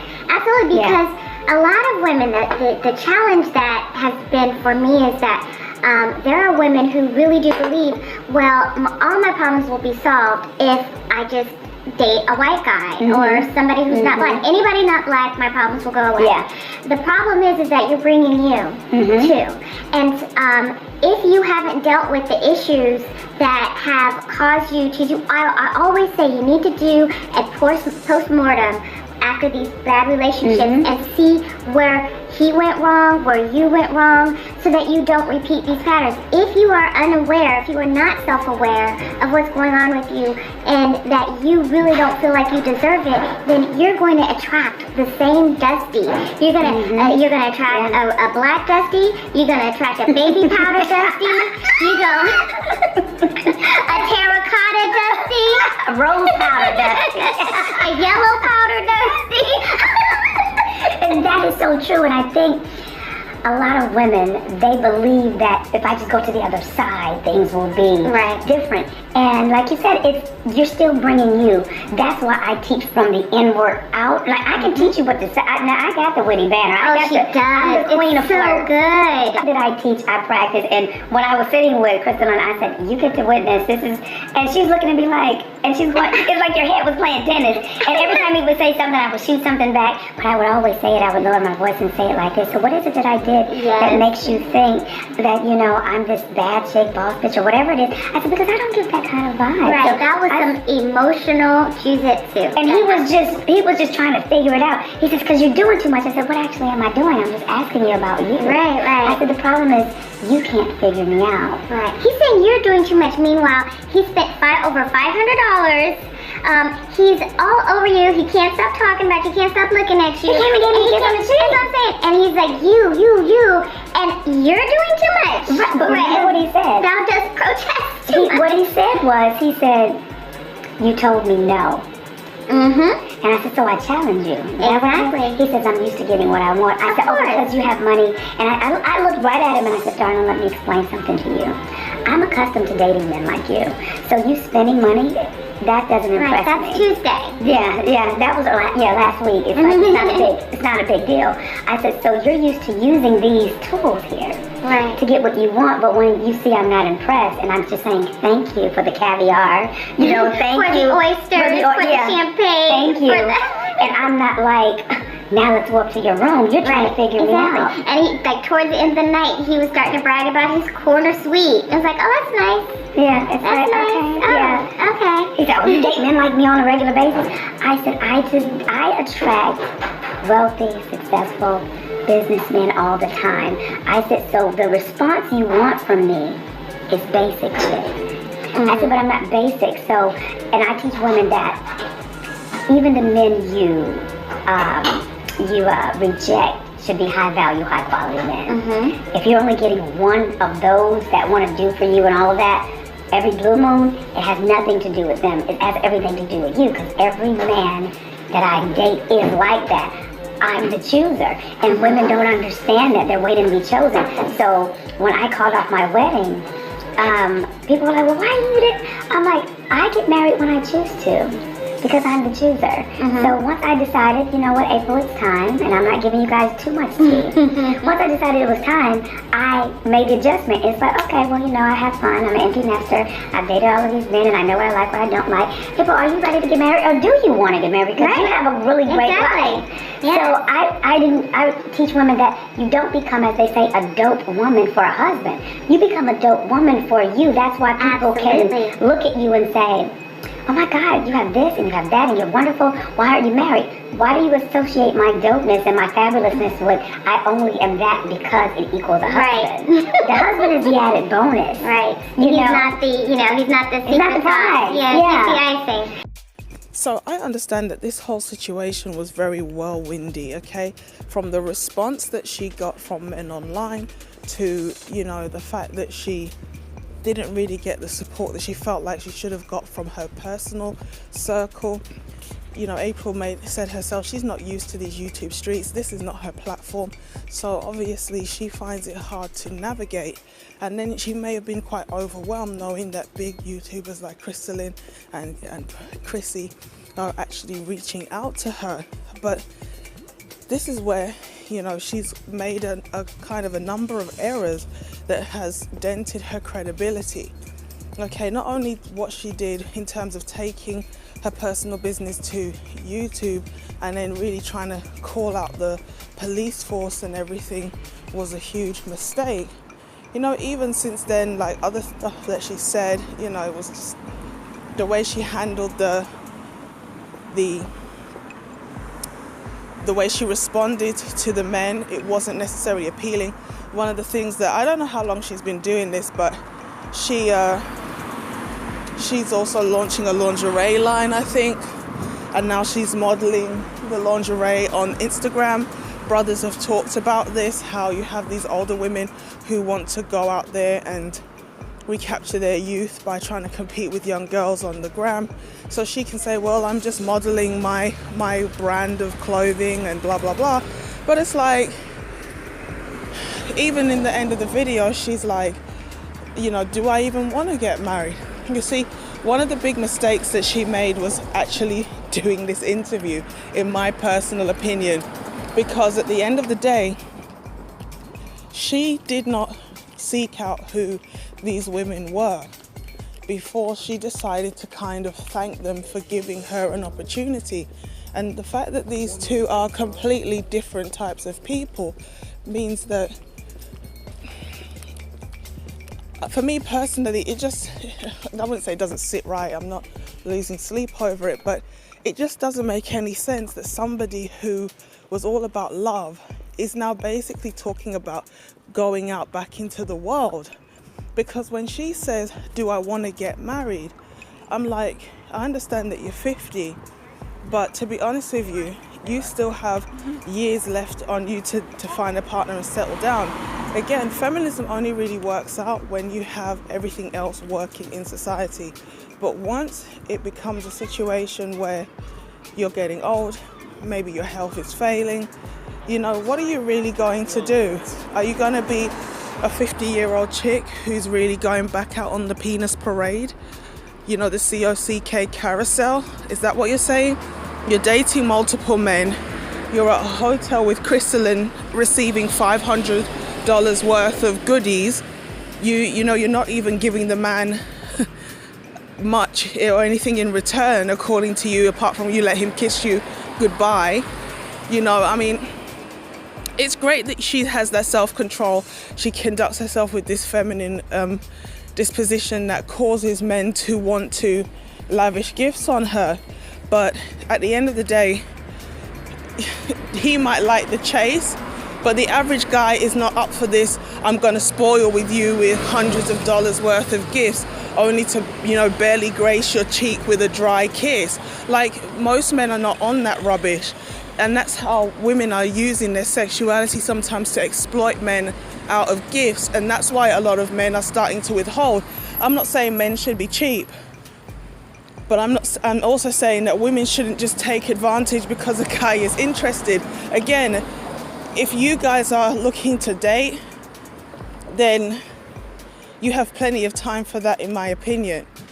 But if you guys are not looking, like, you just meet the person. If a guy offered, you know, if a guy sent me started because it wasn't one thing. He sent oysters, I think, and champagne and this. I'd be like, yo, take back your things. Take back your things, because I'm not out here for you to then try and say I conned you or I ate and ran or whatever. That's not, I mean, that was your choice. Maybe you're a sucker for love or whatever, but I'd be like, after the first thing, thank you, I'd be like, let me send you something, we're even now, goodbye. Because this is how you get into this whole, you knew what time it was, you knew this, da da da. It's long. But with April talking about her fabulousness being connected to marriage, well, sorry to break it to you and the people who listen to you. Yes, you should become a wife before you have a husband, but the whole point of you having a feminine demeanour is to attract a good man.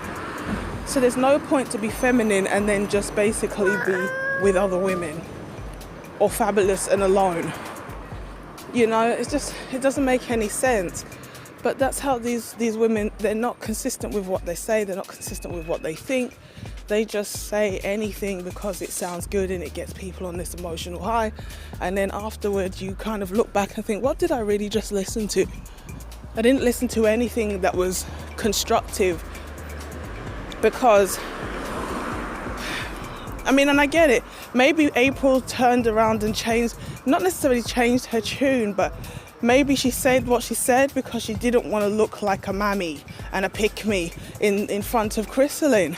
But the thing that's so sad about the way she caved was the fact that the people like Chrissy and Christelyn are miserable.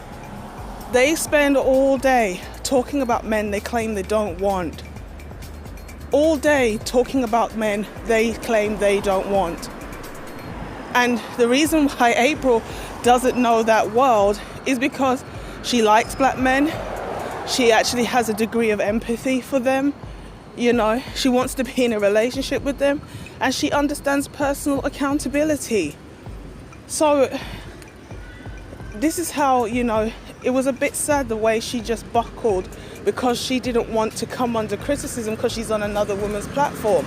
So she made a mistake by going on this platform and linking up with this woman who basically they have nothing in common because their position is completely opposite or opposing.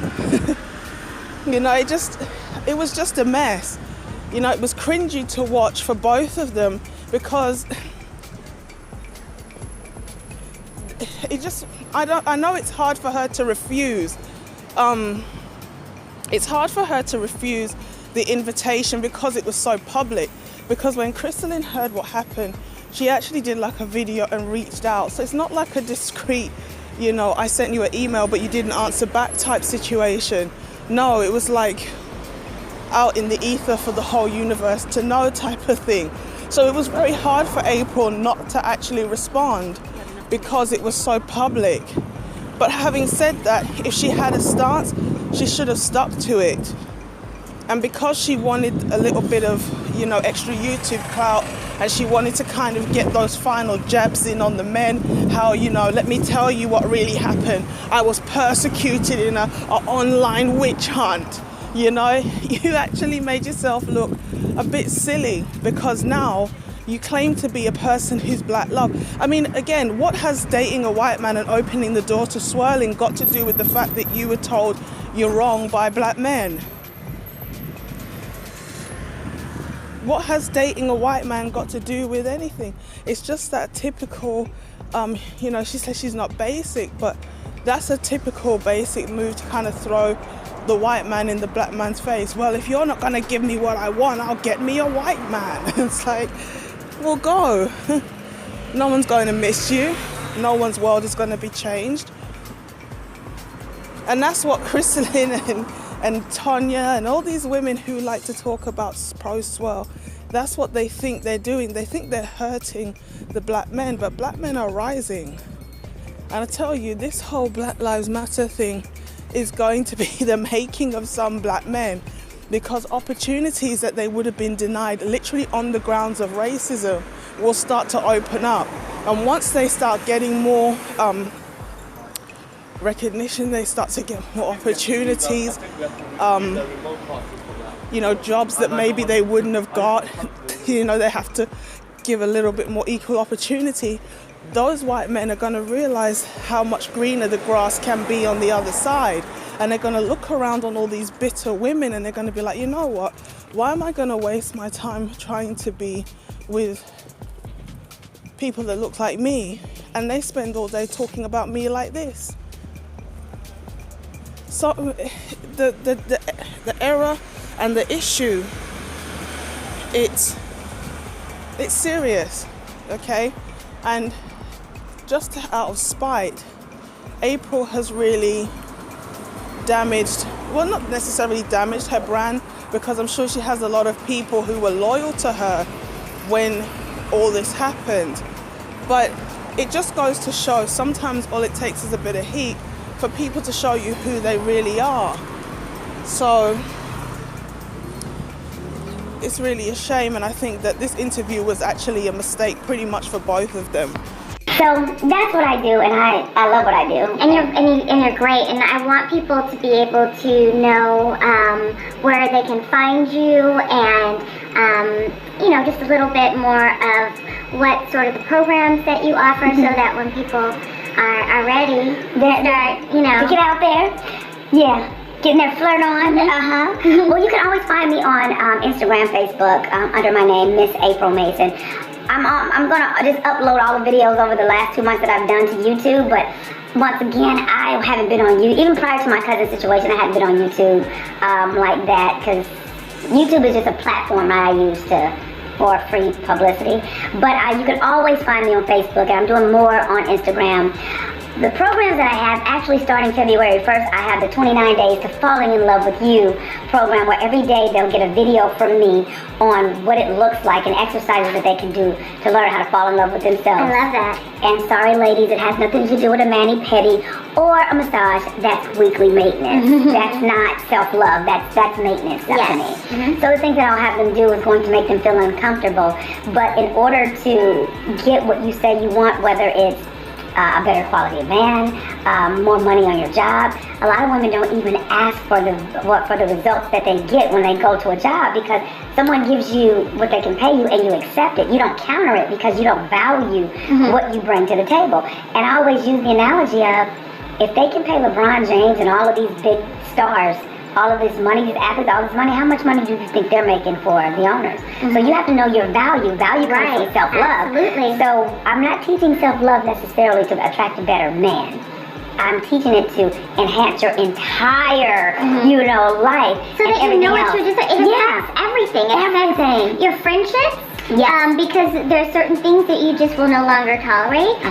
It will affect your professional life, because you're going to know you're not going to be a doormat, and perhaps you're going to be a little bit more gregarious. You're going to be a little bit more confident, and so you're going to have to work less because you're charming more. Yeah, and you still get say that again, because you're doing what more? You work less because you're charming more. Yes, and women think that's not something they're supposed to use. Oh. They think it's like you're manipulating men. No, I always say this. God gave men the masculine, gave women the feminine. And the polar opposites are attracted. You cannot even hotwire or jump a car with two positive and two negative. It's the polarity. It's the balance. Everything, the entire universe is based on that, the opposite. Yeah, and women, they have a hard time because they're trying to be in the masculine. They don't understand their power is in being different. Yes, because the men will always seek out what they do not have. Absolutely. And that's why we can say, we can lean back and we can be doted over, and we can let these men take care of us, provide for us, because it's not that they're looking for money from us, nor do we feel like we're not bringing anything to the table, because we know just being what a woman is ignites that protector, that provider, that adoration and everything we need. It ignites that. I look at it with my daughter's husband all the time. He caters to that girl. And I'm like, you better be nice to him, because you can get hooked up. Because I said, don't take advantage, because she'll sometimes she's too far back. And I'm like, okay, you don't have to let him do everything. He did work 16 hours a day. You could. But the fact that he understands that, and he's only 26. So I think we have to make women okay with just being a woman and letting them know that their value does not come from how much money they make, how many degrees they have, what their body looks like, or any of those things. That's not your value. And because think about it, most men don't give two rats behinds about your stretch marks. Right. Exactly. Well, April, you have been an absolute delight, and this is not going to be this is just the beginning. So I know while you are shocked and awed, did you go through all the tea? I hope you didn't burn your mouth. Did the popcorn that you pop, and make sure you don't wipe it on your clothes? Yes. That's not very ladylike. Until next time, thank you so much for watching. Thank you for your subscription. I really love all the support, and all the information about April will be in the description box below, so you can follow her and be as delighted as I am. Oh. Thank you, darling. Oh. This was good. You're an honorary pinky. Yes. So I am going to show you the secret hand. Okay, what's the secret hand? Pinky's up. Oh, is that like this? Just like that. Pinky's up. Pinky's up. Okay, so this is pretty much the last bit. This is the end of the interview, and you can see that April Mason now goes into full feminist mode. I mean, there were so many things at the end of this piece, but her talking about how she carries herself with a feminine aura. She's accustomed to wealthy men approaching her. She doesn't get starstruck when she sees a man with money because she's accustomed to that life. And because she's accustomed to that life, she's not moved easily according to her. Okay? So when you have women saying, oh, you know, a white man done this for me, or a white man done that for me, or I'm so excited because this guy done this or that. Remember, I did a video recently talking about icebreakers, okay? And in the video, I said to you that if you see a man with a certain type of watch, you know, don't go over the top. Oh my gosh, wow. Oh my gosh, you got a Rolex? Oh my gosh. Because the guy's just gonna look at you like, oh, poor thing. You've never really seen money before. You know, he can just buy you with $300 when he could have spent like $3,000. And I'm not talking that you have to go out there to get money, but I'm saying the guy understands that your price is cheap because you're not accustomed to nice things. Again, it can go right back to the family. If you come from a wealthy family, if you come from a family that you were provided for by your father, you're used to your father treating you like a bit like a princess. And I'm not saying it's a good thing to spoil your kids, but let them understand that life doesn't have to be one constant struggle, okay? As a female, when you go out into the world, your expectations should be naturally higher, because you're thinking, why would I date anybody who's not as competent as my father? Like, even my dad in his old age could do better than what this guy is bringing. Like, I saw a picture of masculinity in my father because he set an example for us. There was always food on the table. There was always light, you know, in the house. And, you know, we wanted toys, or we went on holidays and we had nice furniture, and my mother worked part-time and she was always there for us. And, you know, they sold the family to me in such a way that I want to find a man who will give me what my mother got from my father. But because so many black kids are growing up without any fathers in the home, these women are now confused. And April Mason, who talks a lot about femininity, being an asset woman, right at the last minute, the feminist mindset comes out. Although she's out here talking about the men that I date will ask me, well, how can I be an asset woman to them? Now she's saying the man is not the prize. Well, if he's not the prize, who is? You? Okay, maybe you are a prize.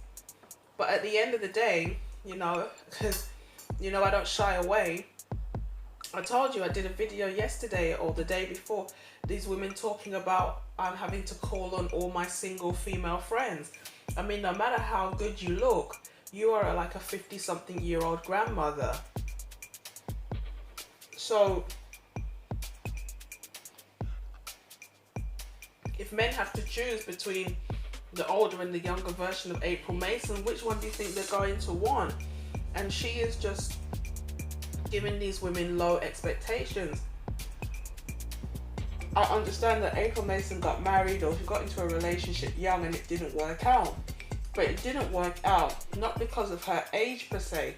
It didn't work out because the unresolved issues that occurred during her childhood sexual abuse had not been resolved. And as a result of her brokenness, she attracted an abusive man.